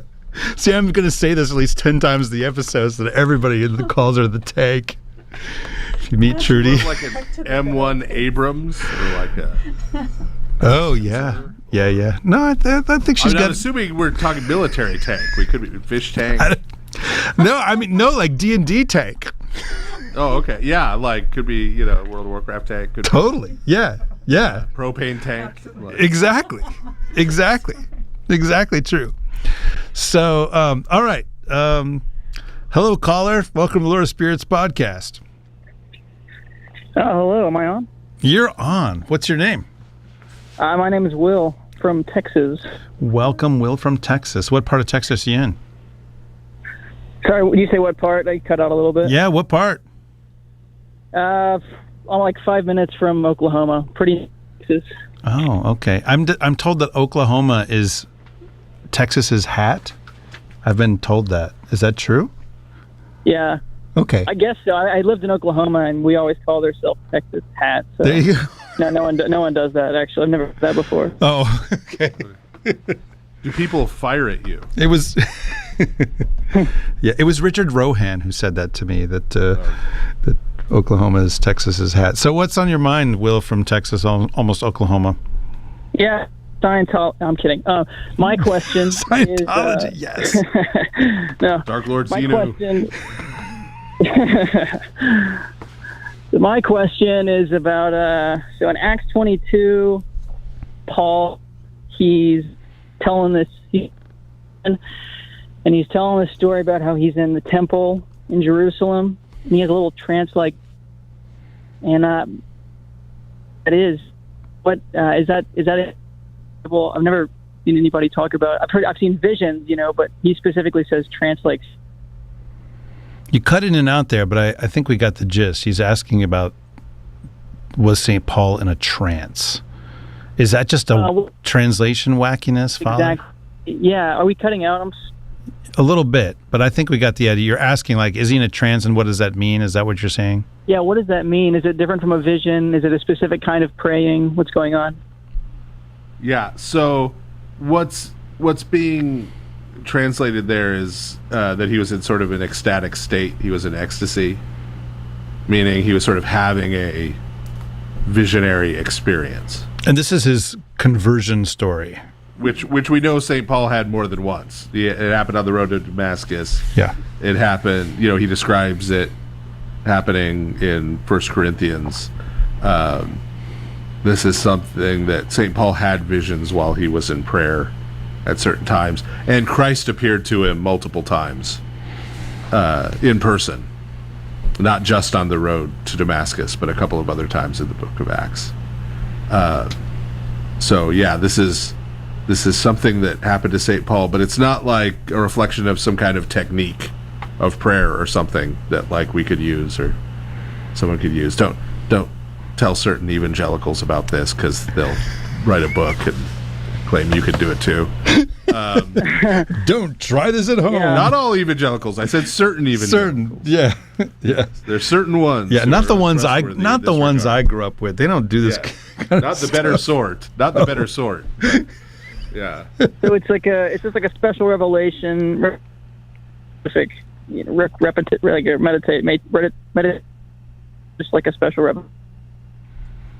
Yeah, he kind of goes into an ecstasy, but it's not like a thing you can schedule on Sunday morning. Yeah. Yeah. So, all right. I hope that's helpful, Will, from Texas, almost Oklahoma. Yeah, I appreciate it, guys. Great. Thanks for calling. Okay, we're going to go ahead and take another caller. Welcome, caller, to the Lord of Spirits podcast, our 100th episode, 4th anniversary, Extravapalooza. Hello, am I on? You are on. What's your name? My name's Timothy. I'm in Georgia. I'm getting hit by that hurricane right now. Oh, man, you okay? Bears, by the way. You all right? Yeah. I'm up in North Georgia, but we're supposed to be getting some pretty bad winds tonight, so pray for us up here. Yeah. Too bad you don't have... But I wanted to say free Paris. I was going to say, it's too bad you don't have Pat Robertson to, turn it away. Okay, I get in trouble around here if I say that. This is Lord of Spirits with your doors closed, the windows drawn. Yeah. The lights are out. That's right, exactly. Ancient Faith Radio, After Dark. So my question, and I'm running into this constantly, and I called a few weeks back and I asked a question about the onion of pride. It's about the translations of words and how they're used today in normal language versus how they were used and have been translated as such. So, for example, we're doing our priest is leading a study of the Psalms, and we started Psalm 1 this week. And the first Psalm 1, blessed is the man who walks not in the counsel of the ungodly. Now that is my Orthodox study Bible, but my ancient faith Psalter says, blessed is the man who walks not in the counsel of the wicked. So for me growing up in the South, wicked had a very definite definition. And so just reading it this way, without having my study Bible as well, which is the reason I'm even bringing this up, is because our priest read it out of the Bible, and I was like, well, that's not what my book says. So I looked it up. How does someone who's just trying to educate themselves not fall into this trap where, this word wicked obviously doesn't mean wicked as in the evil, like the Wicked Witch of the West type of situation, right? It means other than God, not God's ways, ungodly. But when and I guess wicked can be taken that way as well, but it's just, for a layman that's not studied any kind of translations or any of that, it can get a little confusing. Yeah. Does that make sense? Yeah. I mean, there's a bunch of different ways to translate. Number one, there's the Hebrew, which Father Stephen's a Hebrew scholar. The Septuagint, the Greek word that's in the Septuagint is asevon, which literally means impious. Isn't that right? Like not pious? I think that sounds right. Yeah. That gets translated as ungodly. Ungodly would be, because you could translate sevasi as godly. Yeah. Yeah. And pious. Then the Hebrew is more common. Rasha. I don't know what that means. I mean, that gets translated as ungodly. Right, but that could be, Resha, that could be evil, or that's why it's probably getting translated wicked. Yeah. And so you see my problem, right? If you guys are debating this one word, how does someone who has no education in this, figure it out and understand what the meaning of it without having to call my priest every 10 seconds when I run into a word? I want to make sure I'm reading it the right way. You're a poor priest. Well, I think, okay, but let's think about this, right? I mean, number one, you should talk to your priest about how you read the Bible. Obviously, not every 5 seconds. Yeah. I just got to verse 2, Father. Could you? Yeah. He'd be like, "Look, I'm trying to have dinner, so could you call maybe tomorrow?" Or, but I mean, the point being, right, that when we read the scriptures, it is okay to read the scriptures and not have a conversation about every single verse. That's okay. It's okay. But what you shouldn't do is decide that you know exactly what it means and then sort of get puffed up and absolutize your meaning and argue with people about it, and realize that in some cases, like multiple translations of a single word can give you different aspects of what's going on in the scriptures, right? Like the Hebrew original is an Orthodox Bible verse, and the Greek translation is an Orthodox Bible verse, and the Slavonic translation is an Orthodox Bible verse, and English translations can be Orthodox, and they may all say slightly different things, and that's okay, and they all function within the church to do what needs to be done. Right, so it's really about the whole matrix within which we receive the scriptures, and it's not only about an isolated, solitary experience of reading the Bible.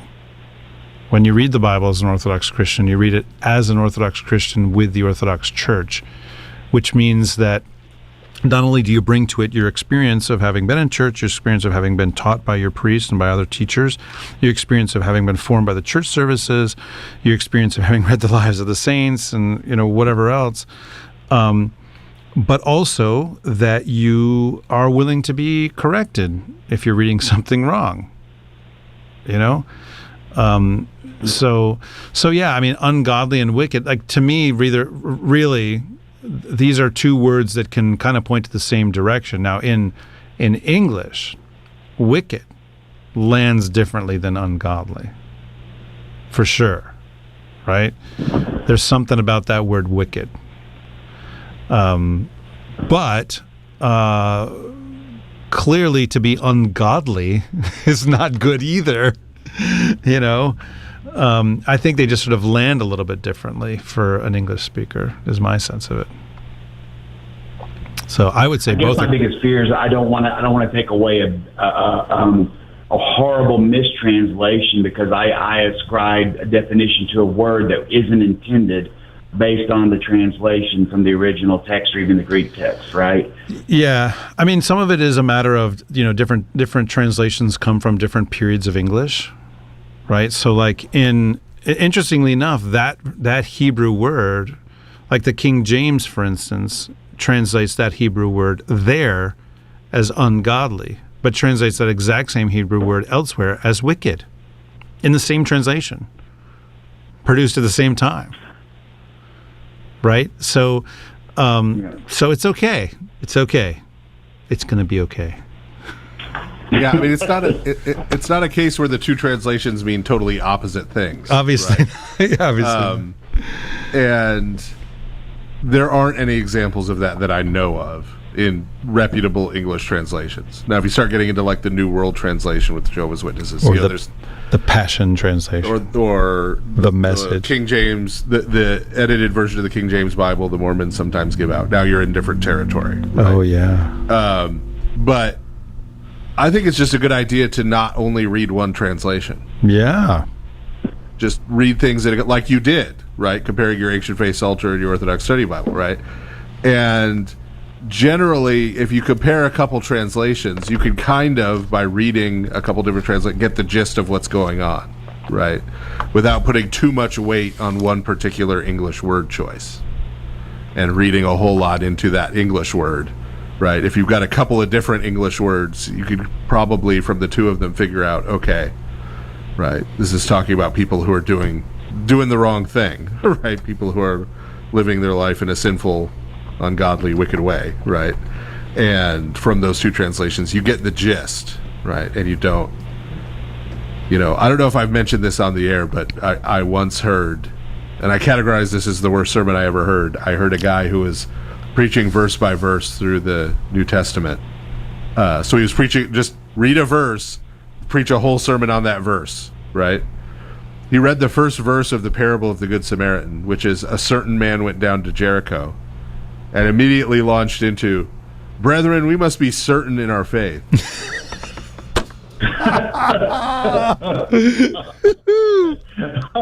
That can't be real. It was real. It was real. Right? Wow. But if you have a couple of different translations, you're not going to fall into that kind of trap, right? You're not going to, because you're going to see different English words that convey the same general idea, right? Well, that's actually, thank you for suggesting that I read out of multiple sources, because I kind of tend to gravitate towards like my Psalter for the Psalms, right? Just because that's all that's there, where I have to look for it in my Orthodox Study Bible, because it's kind of in the middle there. So, but yeah, I guess I need to just be more aware of that, and I really appreciate you guys directing me that direction, pushing me that direction. You're welcome. Thanks very much for calling. Thanks for listening. All right. Who's next, Trudy? Bring him in. We don't know who's next. Yeah, we don't. That's right. We don't know, because these are unscreened, everybody. Unfiltered. This is the first time we've done this. Anniversary anarchy. Yeah, but I mean, but Trudy is ready to just like hit the big red button to cut people off if they get out of hand. Oh, the dump button. That's right. I'm surprised she doesn't use that on me all the time. I've told her to a couple of times, but for whatever reason, she has.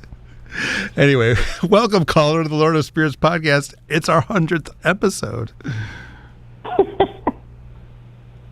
Hello? Yeah, hello. Oh, hi. You said who's next. I wanted to say my name is Bill Goldberg, but no, this is Dino from Chicago. All right, Dino of Chicago. Welcome to the Lord of Spirits podcast. I think got your reference for the record. So. Yeah. So the question is concerning the harrowing of hell, because Mel Gibson just recently announced he's going to do the sequel to the Passion of the Christ and to the Resurrection, and that's naturally exactly where my mind went, because most people think, well, obviously, like what happens later.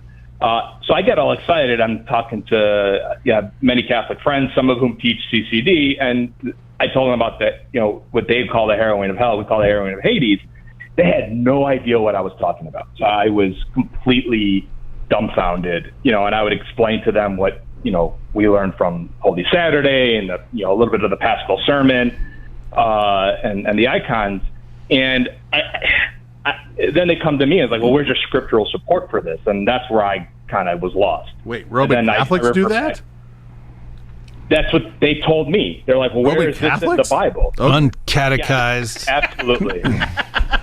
They teach CCD. Well, I mean, not every catechist and Sunday school teacher in the Orthodox Church is up to speed on all they should be up to speed on. I'm just going to put that out there. Right. And I felt embarrassed. I was in company with evangelical Protestants when we were talking about this because, I was expecting that from them. But, because I asked them, well, what do you guys think happened in 3 days? And they're like, he just descended into hell. I go, and he just kind of hung out? Like, what do you think he did? So but then, it got more serious. And it was like, okay, well, where is this in is it just tradition, or is this kind of written in prophecy or what? Because I was at a loss as to kind of what I could explain what our teaching was, and to them they just thought I was just making it up, which with my personality they might have thought that I was, because sometimes I'll say because I'm Greek Orthodox, we invented everything anyway because we're Greek. But that's so here's my Greeks invented everything paradox. I just have to, since I'm talking to an actual Greek and a Chicago Greek, right? Are you from Chicago? Yeah, I'm from Chicago. So you are your own ethnicity of Greek. Okay. And you know what I mean, right? Chicago Greeks are their own kind of Greek, right? Mm-hmm. So if it is the case, that Greeks invented everything, then they would have to have invented being Greek. And so then how does that happen since they weren't Greek yet and Greeks invented everything? I'm just throwing that out there for you to figure that one out for me. Look, what I'd say is my smart remark back. Well, Greeks is really it's an exonym. We call ourselves Hellenes. So that's beware of Danans carrying exonyms. All right. Okay. So, there is stuff in the scripture that points to the harrowing of Hades or hell. Psalm 24, for instance, lift up your gates, so ye princes, be lifted up, ye everlasting gates, and the King of glory shall enter in. Who is this King of glory? The Lord strong and mighty, the Lord mighty in war. Right? So that is has been understood by the church as about Christ coming in and busting up the Dark Lord's hood. So there's that. And then there's, of course, also the references to the Holy One not seeing corruption in the grave. But like the real fleshing out of this is not explicit in the scripture. Right. You get the dramatization that's in what's called the Gospel of Nicodemus, or the Acts of Pontius Pilate, which is my favorite iteration of that. And there's a lot of the liturgical material, but I mean, Roman Catholic catechists, you guys, like, come on, know your own tradition. Hello. Well, is it different? Literally, is it different than what we have, or is it Because I'm always envisioning more of like a battle, and maybe from an artistic perspective, I'm thinking there's a lot of imagination that your imagination can go wild because you might not be bounded by scripture. But what are the minimum kind of elements that Mel Gibson might have? Because I'm really excited about this. I don't know, Mel. I mean, Mel Gibson. Okay. I mean, I appreciate many things that Mel Gibson has made, for sure. Absolutely. Right. Mostly involving Danny Glover. But anyway. He's getting too old. But anyway, he is. I don't think they're doing it anymore. I know. But I mean, God bless him. He is a hyper sedevacantist Catholic dude. So I mean, who knows exactly what it is he's going to do? Yeah. But no, I think that my understanding, and I'm not Roman Catholic, so I can't speak for them. But this is my impression. My impression is that their tradition about this is mostly basically the same thing as ours, at least sort of, but like their art, for instance, never depicts like a pitched battle. It does depict Jesus flattening Satan with the gates of Hades. It does, right? One of my favorites is the painting by Hieronymus Bosch, where you see like this really dark, evil, hellish place, and then the door is opening up and is being pushed in by Christ with a cross like a big pole, and there's light flooding in, and you get like, you almost think that the caption is like, he's coming in, but yeah, it's not altogether that different from what we believe. Okay. I'm kind of shocked. I described it as like a special forces mission, where Christ tricked Hades to let him into the door, like almost like a Trojan horse type of thing. And totally, that's a patristic image. Chris, the whole sort of hell took a body and met God. Surprise! Right. Yeah. No, that's, and I actually read them the Paschal sermon, and they all thought it was awesome. I said, okay, come to an Orthodox. It is awesome. It's actually in the Catechism of the Catholic Church. They call it the Descensus ad Inferos. That's the Latin name for it. Yeah, Latin, their language. All right. But and so you don't speak Latin a little differently. So something we have to remedy. Or tell him to go read Thomas Aquinas about the limbo of the fathers. Ooh, right. There's like this sort of. They've developed the Abraham's bosom idea, or like the caves in Hades in the Book of Enoch, or that kind of thing, into this idea that limbos are sort of pockets of hell that aren't as bad as the rest of hell. Basically, is the short version, right? In Latin Christianity, and so there's a limbo of unbaptized infants, and there's a limbo of the fathers, which is now empty. The limbo of the fathers is where all those folks from the Old Testament went, who are going to be saved. Yeah, I've heard of limbo. They believe, that Jesus went to the limbo of the fathers and emptied it out. Yeah. Okay. Which is not entirely dissimilar from what is in our tradition, but obviously the language is different, and the fact that they have this other category of a limbo or different kinds of limbos, that's not what we do. But right. So, but those, and then modern Catholics will say, well, the limbo thing's a figure of speech or whatever. And, they've kind of disavowed all knowledge. Hard to do. Like nailing Jello to a wall. But that's, if you read Thomas Aquinas, that's what you get, right? Like, but it is clearly taught in Scripture in 1 Peter. But you have to there's an extended argument to show somebody how it's taught. That gets into the Greek, right? And some of St. Peter's Greek word choices and stuff, right? Like to prove that that's what it's talking about. But you can prove it. It's just complicated. Yeah.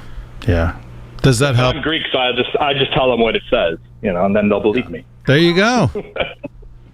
Yeah. Like, look, I'm Greek, okay? I'm reading the Bible as my language. How it goes. That's just how it is. That's the Chicago way. Yeah. No, the Chicago way is if they bring a knife, you bring a gun. They put one of yours in the hospital, you put one of theirs in the morgue. That's right. That's the Chicago way. And before you said who's next, I was gonna introduce myself as Abe Froman. Nice. Yes, thank you. The Sausage King of Chicago. Good night. Thank you for calling, Dino. Okay. Welcome, next caller to the Lord of Spirits podcast. Welcome. It's you. Hello. Yeah, hello. Live radio, everybody. Oh, hi. Yeah. Hi, yeah. This is Hunter. I'm a Catholic in Texas, and do you have something to say about Dino's? Census ad Inferos? Do you know about this? I was actually kind of reading up on it as y'all were talking about it. It's like, wait, this is a thing? Yeah, I've actually really come to appreciate Psalm 24, thanks in large part to your show. Thank God. I have y'all to thank for that. Thank God. But yeah, I was actually kind of wondering, in a recent show, one of y'all kind of mentioned in passing the Catholic doctrine of being like in a state of grace, and that's kind of how we're brought up, that either you're in or you're out. Did we lose him? Did you hang up on him, Trudy? He fell out of the state of grace. Oh, he's now lost to us. Oh. I don't know what happened. I just saw Trudy pushing buttons, and then suddenly his she voice. Has a highly attuned sense of irony, given the topic. I know. State of grace and boom. All right. Why don't we see if we can try to get him back? But meanwhile, we'll talk to whoever the next person is. So, hello, next caller. You've successfully connected to the Lord of Spirits podcast. Welcome. Twin Peaks actually question. Oh yes. I'm going home now.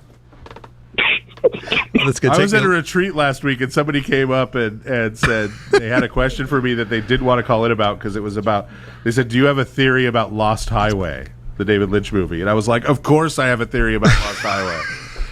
But anyway, Twin Peaks question. All right, we'll take the Twin Peaks question. I think we have Hunter was his name. I think we have him back. Jules Labattu. Yeah. So anyway, spoiler for anyone who hasn't seen Twin Peaks, but you get to the part whenever Josie Packard dies, as like the little dancing man. Well, or place, does she die? Well, she does. That's a part of the question. That is part of the question. Okay. So we have the little dancing man from the other place who's dancing over, but then before that, you also have Bob who appears to like taunt Cooper. You have little dancing man. He appears also over the bed. He does a little jig. And then you see Josie's face kind of get like mangled into this like wooden knob and like contorted. What exactly is going on? Because my knowledge of Tibetan Buddhism and streetlights and Arthurian legend, I'm coming up short here, Father. I have to say, before you answer, Father Stephen, I wish you could see the look on Melinda's face right now. Yes. So the thing you have to remember here is that everything in the Great Northern, all of that furniture, including the bedstand that she becomes part of, that her soul, right, becomes entrapped within, is all cut from the native trees. Okay. Right. And so this is not just about home furnishings. This is about the forest. I feel like this show is like the serial iteration of that video game Myst or Riven. Did you play those? Like Alan Wake. Well, Alan Wake came later. It was influenced by Twin Peaks. Oh. So I know it's influenced by Twin Peaks, but I think I don't know. I've never played the Myst. I just know that it's similar to Alan Wake. Yeah. But so that's the key. We're talking about whether someone can escape the woods and escape the trees. Okay. Right? Because, and you have to take, in terms of her actions leading up to that end up getting her condemned to that fate, involve her going into the woods in sort of a metaphorical way. You have to think about sort of the mythological views of the first settlers of the Northwest, right? Who viewed the woods as the place of witchcraft and the place of evil, and the places where deals were made with the devil. Okay, that makes a lot of sense. All right. Okay. And then also, is Bob Merlin? Oh man, he wants to do a follow-up. Okay. No. Okay, then that's about it. All right. So, Father, you're not going to say I'm the man of 1,000 heresies? Come on. It goes without saying. Okay. All right. Okay then. Bye. All right. I think Trudy has successfully called back Hunter from the state of perdition. You have returned to a state of grace. Yes. Hunter, do we have you back? Hey, yeah, I'm here. All right. Okay. All right, yeah. So I guess what I was getting at was just I know, as far as I know at least, I've been to a few Orthodox services, and how does it's my understanding that in order to receive communion as an Orthodox Christian, you also need to make a good confession and do a lot of the same things we do. So I guess what I'm wondering is, what from your perspective, how is the theology different as opposed to the Catholic way of looking at it? The theology in general of the entire Orthodox tradition versus the entire theology of the idea of a state of grace. State of grace. Right. Yeah. Okay. Yeah. Okay. Yes. All right. And and so the core is not that. I mean, obviously, yes, we do those things, and you should do those things, right? Those are good things to do. The difference, I think, is in the idea and the problem from our perspective is in the idea that your eternal destiny is determined by whether you happen to die in a moment when you are in that state or in a moment when you're not. Right? Rather than by the overall trajectory of your life. Right. Judging the entirety of somebody's life as a whole versus in the moment in which they died. In that moment, what state was their soul in? Right. Right. Okay. That to me, and that's sort of the context, if I'm remembering right, where it came up, was we were talking about the judgment and judging a whole life.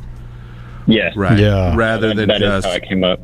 Yeah, rather than just your final moment. And I think a view that it's based on the final moment runs into all kinds of problems in real pastoral situations, right? People with dementia. Yeah, or the fact that almost everybody that we deal with their end of life now is sedated. Yeah. Like almost no one gets to do a final confession anymore. Yeah. Really? Mm-hmm. So there's and so there's a lot of pastoral issues there and stuff too. Yeah, and so right, like all the things that the Roman Catholic Church, well, pretty much, right? I mean, there are some things, little things we disagree about, but the main things that the Roman Catholic Church says that you should do to be in and maintain a state of grace are all things you should do. Yes. Right? Mm. We're not disagreeing with that part, right? It's more removing the anxiety of, right, like when you mess up, as we all do, right?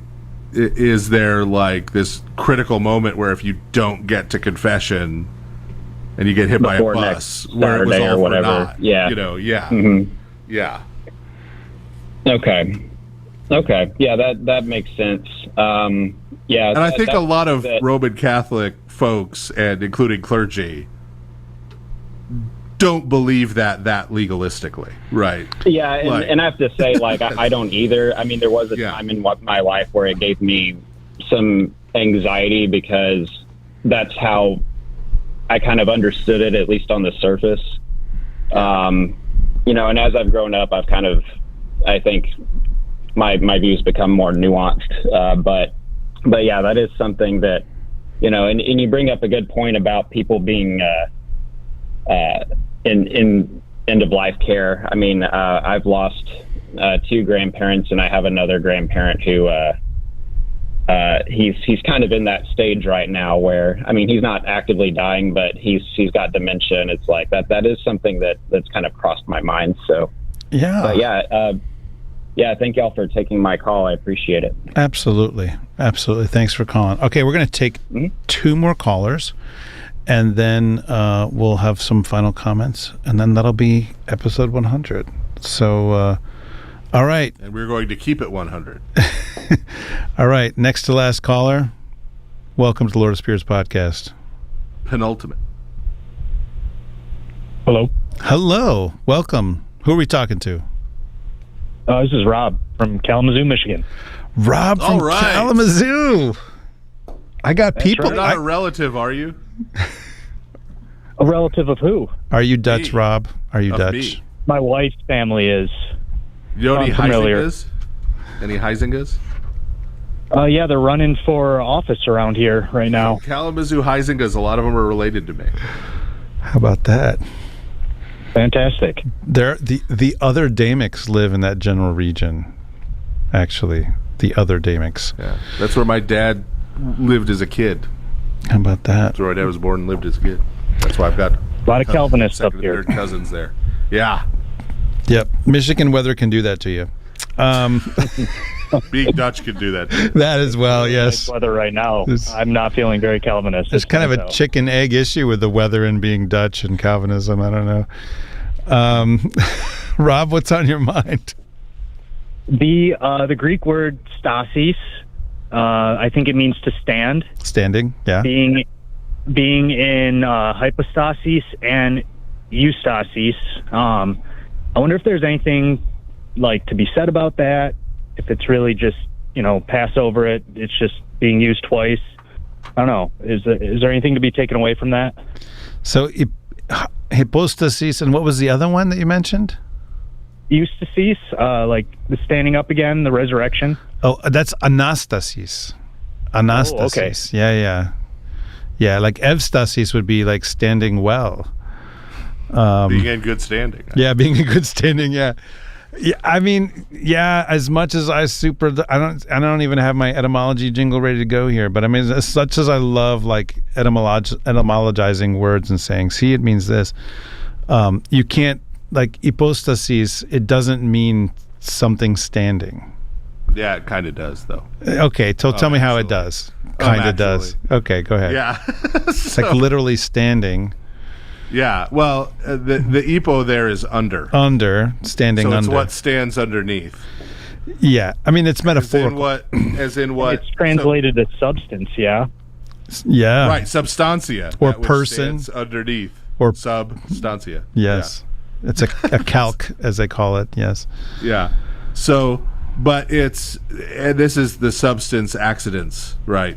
Distinction in Aristotle is where the term first sort of comes to philosophical prominence, is the idea that it's what stands. So accidents are like the appearance, right? So the substance is what stands beneath the appearance. So it's what something actually is the idea. Mm-hmm. Yeah, it's not standing in a literal sense. No. Sure. No. But it's standing in a metaphorical sense. And it is what says. That's why substantia gets like very literally translated over. And anastasis also standing comes from a very literal, standing back up again, right? Someone who's laying down stands up again, rises to their feet, right? Yeah. And uprising also. Yes, before that's used. So with that being used for the resurrection, there's a completely other Greek word that's used when the New Testament talks about Jesus rising from the dead. When it says Jesus rose from the dead, it's not using a form of anastasis. It's using a form of eiro. Isn't it like exergesis, I think? Trying to remember now off the top of my head. It's eiro is a form of it. It's a form of that verb. Sometimes just eiro, right, would be I rise, but, eire would be he rises. But that's Christ rose from the dead. But throughout the Old Testament, you find this a lot in the Psalms, and these Psalm verses are used as the prokimena in our Matin service before the Gospel reading, the Resurrection Gospel reading. The word in Greek, anasti, is used, right? And that's an imperative directed toward God, as in, arise, O God, and judge the earth. Yep. Mm-hmm. Arise, O God, lift up thy hand and forget not the humble, right? And that's calling on God to act, right? The arise is, right, he's enthroned, right? He's seated in the heavenly places. The idea of arise is God act again, right? He took his seat at the end of creation, calling on God to act again and judge the earth. And so when Christ's rising from the dead is described in the New Testament as the anastasis, right? That's saying more than just he stood up again, right, after being dead. It's really referring to this is how God has now acted, right, again in history. Right, this is that arising that the prophets and the Psalms were calling for, is what happens in the resurrection of Christ. Yeah, like in a very ultimate sense. Yeah. Yeah. It's happened, you guys. Fantastic. Yeah. All right. Well, thank you very much for calling. Thank you, fathers. All right. We're going to take one more caller on this, the 100th episode, the 4th anniversary episode of the Lord of Spirits podcast. Soon it will become the last episode, but just in that sense of on our last episode. Yeah, we already promised you like a few minutes ago a 101st episode. Exactly. There will be at least one more. Yes. A Screaming Eagle episode. Welcome, caller. Hello. So who are we talking to? This is John from Cleveland. John from Cleveland. You named your city Cleveland?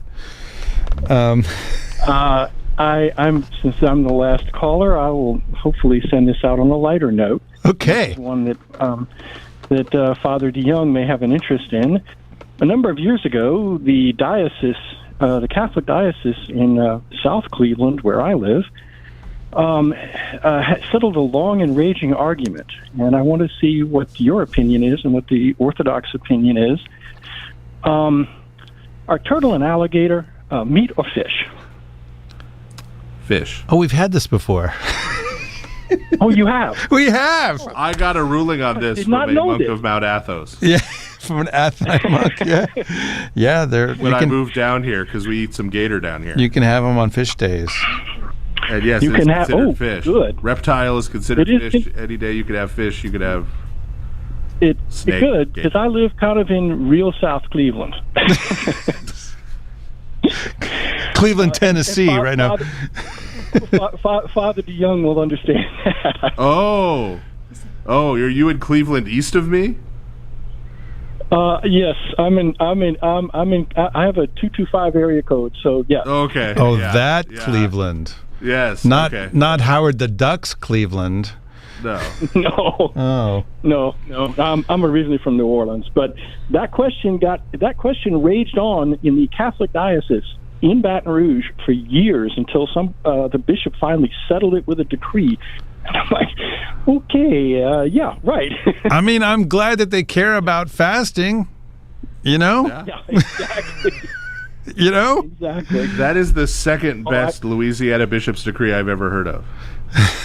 You want to know the first? Well, I do now. I'm intrigued. I want to know the first. So the first was the Episcopal Bishop of New Orleans. Okay. So there were a bunch of churches there that would basically sell booze before and after services, like mimosas and stuff. And so some people moved there and showed up at these churches, and they were complaining about all the drinking, right? And so the bishop sent a letter, and this was posted in the church, and it said, recently I've heard many complaints about the selling of and consumption of alcohol here at the church. These complaints must stop. That is the greatest story I've ever heard of in Louisiana. And that sounds about right. Yeah. Wow. Sort of whiskey pale. Whiskey Palians. I know who's going to be the first to say that. Well, you know the old joke about wherever you find 4 Episcopalians, you find a 5th. Yeah. Yeah. All right. Well, thank you, fathers, for everything. Happy 100th, and we'll be listening for you next time. All right. Thank you. And by the way, yeah. Go ahead. I was going to say, Father DeYoung, if you're ever on my side of the Atchafalaya, talk to Jules. He knows who I am. I'll take you to lunch. Jules. Okay. Will you take me to Shake Shack? No. Oh. Well, I don't know then. Mostly when I'm out that way, I go to Shake Shack or Wiener Schnitzel. So wow. No. I got better places in Baton Rouge for that. Okay. Wow. Yeah. Okay. Wow. Trust me. All We'll right. see. Well, thank you all very much. Congratulations. Fathers bless. Happy 100th. Thank you very much. Before we wrap this one up, I just want to let everybody know, in case you have not heard, even though we don't have dates that we're going to announce just yet, nor a location that we're going to announce just yet, although both no details or information. Both have been determined. So stop with the lobbying, people. Both have been determined. I know, it's like there's competition. Like cities should bid. There we go. That's right. They should court us like they do Taylor Swift. Right? Yes. Right. Yes. Just like that. Yeah. We make a major economic impact. We do. No. Yes, there will be a Lord of Spirits conference in 2025.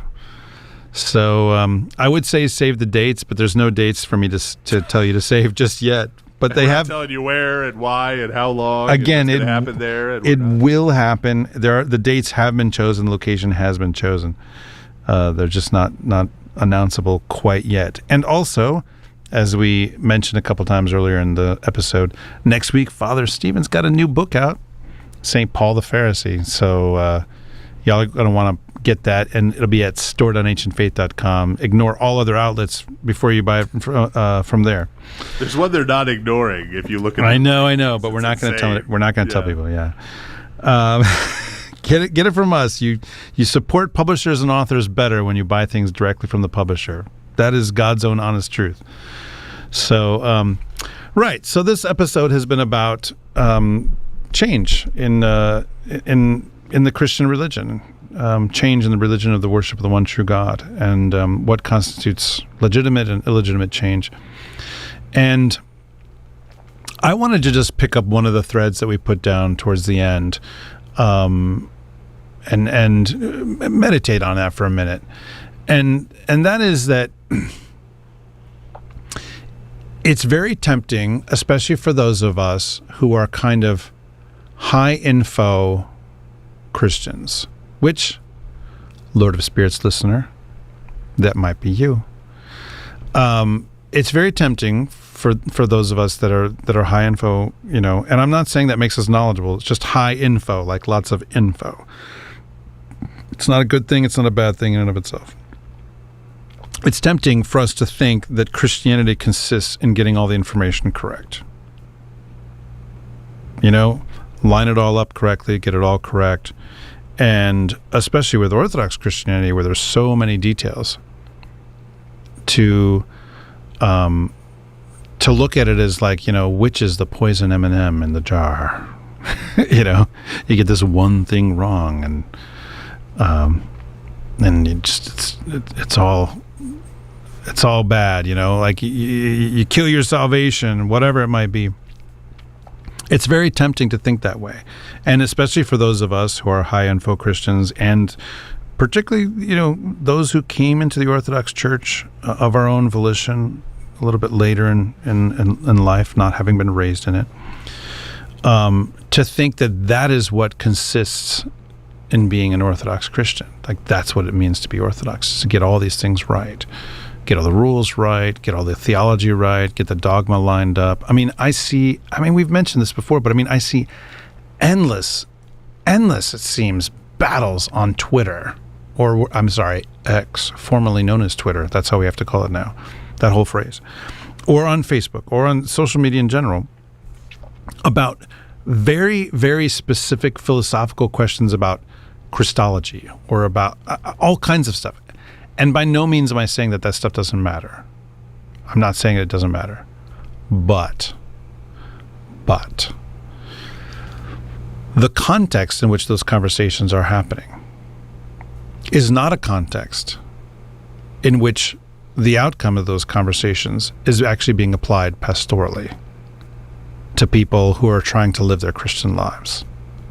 It's not. Admit it. It's not. The context is people who want to be right. And there's nothing wrong with wanting to understand that stuff and get it right. There's nothing wrong with that. Right? The reality is that most people throughout history who have been Christians, to be traditional, to be a traditional Orthodox Christian, is not about lining up all the details of tradition and getting them correct. It's not. For most of them, and I would say for the ones who actually made it for sure, we know made it for sure and are saved, so that we know them so for sure that they're saved that we call them saints, and we put them in our church services and make icons of them, right? The saints. Being traditional means being obedient within the context of the community that God has placed you. Right? It means doing the things on the ground that actually are helpful to other people. Crucifying your own will, sacrificing your own preferences, putting other people first. Right? And I'm not saying that to just like throw out a kind of like, I've actually had people say this, like it's just moralism. By no means at all, right? But the point is that those of us who are high info, we often think that because we have high info, then that means that we are qualified to make the determinations about what constitute acceptable variation or unacceptable variation. And the truth is that most of us are not qualified. Most of us do not have the authority to do that. And no, vox populi, vox Dei is not a Christian doctrine. It's not. Just because lots of people say something does not mean that that is the voice of God speaking. Lots of people have often said a lot of horrible things all at the same time. There are videos of the people doing this. The reason why we give this outline of this arc of Christian history and of what we would regard as probably normally as pre-Christian history, but as we've tried to insist is actually still one religion, the worship of the one true God throughout all of human history, is not so that we can take it in hand and say, aha, I have the skeleton key to work all this out and I can apply it to other people. It's rather actually, God willing, to deflate some of the inflation that exists, the tension that exists for people, and to realize, like, look, actually the point is to follow God with what it is that you've been given. That is the point. And to realize that it is not any of our place to throw condemnation, frankly, at people who are in, as we said, part of heretical bodies. We're not saying they're not a heretical body, right? Like I saw, for instance, an Orthodox priest talking about a body that you know I would regard as having certain heretical beliefs, and he talked about that they were living in utter darkness, right? Like, I'm thinking, like, well, number one, who exactly is going to be converted by that kind of language? I don't know, maybe somebody likes to be shocked into it or whatever. I don't know. I'm sure they're out there. But it's also simply not true. It's not utter darkness. Things that people get right, they get right. You can't say it's all darkness because they got this one thing wrong. It's not all darkness. Faithfulness is faithfulness. Remember the Ninevites, demon-worshipping pagans who repented. God honored their repentance. He held them up as examples against people who had all the correct info. Remember that. Remember the Ninevites. Everything that's good comes from God. There is nothing good that comes from some other source. Nothing at all. So, as we consider this big arc, I think that it's important to bring it always back to that point of, okay, what am I going to do with this? What has God given me to do with this? And how can I use this information that I've received now in a way that is actually going to be for my salvation, for the salvation of other people? Like, actually, not just interesting, fun stuff that I can get right now, but on the ground, you know, where we actually are saved, love one another, and love God above all. So, Father, what do you have to say for yourself, Father Stephen DeYoung? Well, making your way in the world today takes everything you've got.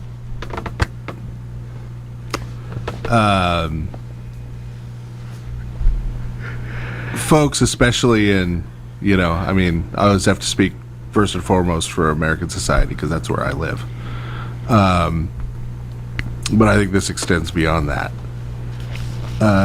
People right now don't have an easy road in terms of figuring out life. In a lot of ways, in previous generations, especially if you go back a few generations, things were sort of allotted and handed to you, right? Your marriage was sort of arranged, and your career was sort of arranged, and your education was sort of arranged, and you had from your birth or shortly thereafter, you had a path set in front of you for you to walk through the world, you know, for the rest of your life, basically. You had a lot in life. And that is very much not true anymore for the vast majority of us. if you think you might want to get married and have kids, you got to figure that out. You got to find a person to do that with and try and find the right person who you're going to be able to do that with over a lot of years. And how do you figure that out? And how do you know? And what do I do? And you got to figure out, well, what do I want to do for a living? What'll actually pay for me to be able to live? Am I going to have to cobble together 2, 3, 4 things to try and just survive, right, and live, let alone have some kind of quote-unquote career that leads to a retirement or something? And how am I going to qualify myself? Where and how can I get education? And how much debt should I take on to do it? And it's on and on and on and on and on. And for us, religion, including for Christians, Christianity, has ended up getting treated very much the same way. It's one more thing you got to figure out, right? Now, kind of fortunately, you may have a default setting on that still, right? If you're a person who was raised religious, you were probably brought up in some particular Christian or other religious community, and you could always default to that. You can sort of just keep doing that and take that one thing off the table. But that's not what happens that much anymore when you look at the actual landscape of things. First of all, a lot of people aren't brought up with any religion, so they don't have a default. But even those who are frequently, for various reasons, become dissatisfied with that situation, and then either way you're out into the world trying to figure that out too. And it's very much framed by our culture, the way our culture frames everything, in this consumeristic way, where, okay, I figure out what I think is right and what I believe based on, right, books that I find convincing and preaching on the internet or TV or wherever that I find convincing of certain ideas. And then once I kind of settle on what I think is probably right and what I like and what I think it should be like, then I try to find a church that matches that. And guess what? There never is one. So I try to figure out, like, well, okay, this place has this and that place has that. Well, I guess I'll go to this one because, it's got most of the things, and the things it doesn't have I can live with, and at least for now, right? And then other things happen later and unsettle that. New pastor, they change the worship style, something else happens, this and that happens. You find out something you didn't know before, you change your mind. And all of this is just this kind of chaos-induced anxiety, where this burden is being heaped on people as individuals, meaning separated from their communities, their families. No, this is, you have to figure this out for yourself. It's all dropped on people. It's all dropped on people at an age when they're not prepared to do any of it. But I think some of the callers we had tonight and what we talked about tonight have a lot to do with an antidote for that, or at least another way of approaching that. There is a way of being in the world. There is a way of life. There is a way of worshiping the true God that has existed for as long as humanity has existed. Not identical, but fundamentally the same. And there are various other ways of being in the world that have sort of fallen away from that over the years. Whether they fell away from it very early on, whether they fell away from it in the Neolithic Revolution, it fell into paganism, whether they fell away from it at a later period into some kind of religious thing of their own devising by artificially shoving things together, or they fell away from it by following some heretical idea that distorted that true faith, that true way of being in the world, that true way of worshiping God. But there are all these ways that have fallen away from it. And I think we need to approach, if you accept that that is true, even if you don't accept necessarily that, as I or Father Andrew would say, that that is preserved in the Orthodox Church, even if you don't accept that Orthodox Church part, if you accept that that is true, then it behooves you not to try to figure all these things out for yourself. Guess what? You don't have to. It's your lucky day. This is one thing you don't have to do that with. But rather to find the place that practices that way of life. Father Andrew and I believe that is the Orthodox Church that has preserved that. But, to find it. To find the place where that is, and then to place yourself within it. And then this will be one thing in your life that you don't have to be in charge of, that you don't have to struggle with, that you don't have to yank the reins on or turn the steering wheel. Right? This will be a place where you can learn, and you could be shaped, and you could be formed, and you could be transformed, and you could be healed, and you could be helped. Right? And as that process happens, the really good news is that process, and doing that process within a community of other people who you'll be bonded with, right, as that same transformation and that same thing is happening with them, will also help you a whole lot with all those other things you have to figure out. It won't do all the work for you, but it'll go a long way, and it'll help an awful lot with all of those other things. So next time, we're going to kind of pick up where we sort of left off after the second half. We're going to talk about modernism and some other things. But for now, we need to work on reorienting, right? Is religion something I figure out and then do as I think best? No. Christianity is a way of being that I can come into and be shaped and formed by. These are all passive words, right? While I work on all of these other things, these other responsibilities that life presents to me. Amen. That's our 100th episode, everybody. Thanks for listening. If you didn't happen to get through to us live, thank you for that, Father Stephen. We'd still like to hear from you. You can also email us at lordofspirits@ancientfaith.com. You can message us at our Facebook page, or you can leave us a voicemail at speakpipe.com/lordofspirits. And if you have basic questions about Orthodox Christianity or need help to find an actual parish in the 3D world, head over to orthodoxintro.org. And join us for our live broadcasts on the second and fourth Thursdays of the month at 7 p.m. Eastern, 4 p.m. Pacific. And if you're on Facebook, you can follow our page, join our discussion group, leave ratings and reviews in all the appropriate places and some inappropriate places if you like. But most importantly, share this show with a friend who is going to benefit from it.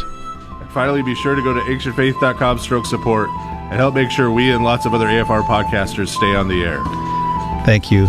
Good night. God bless you.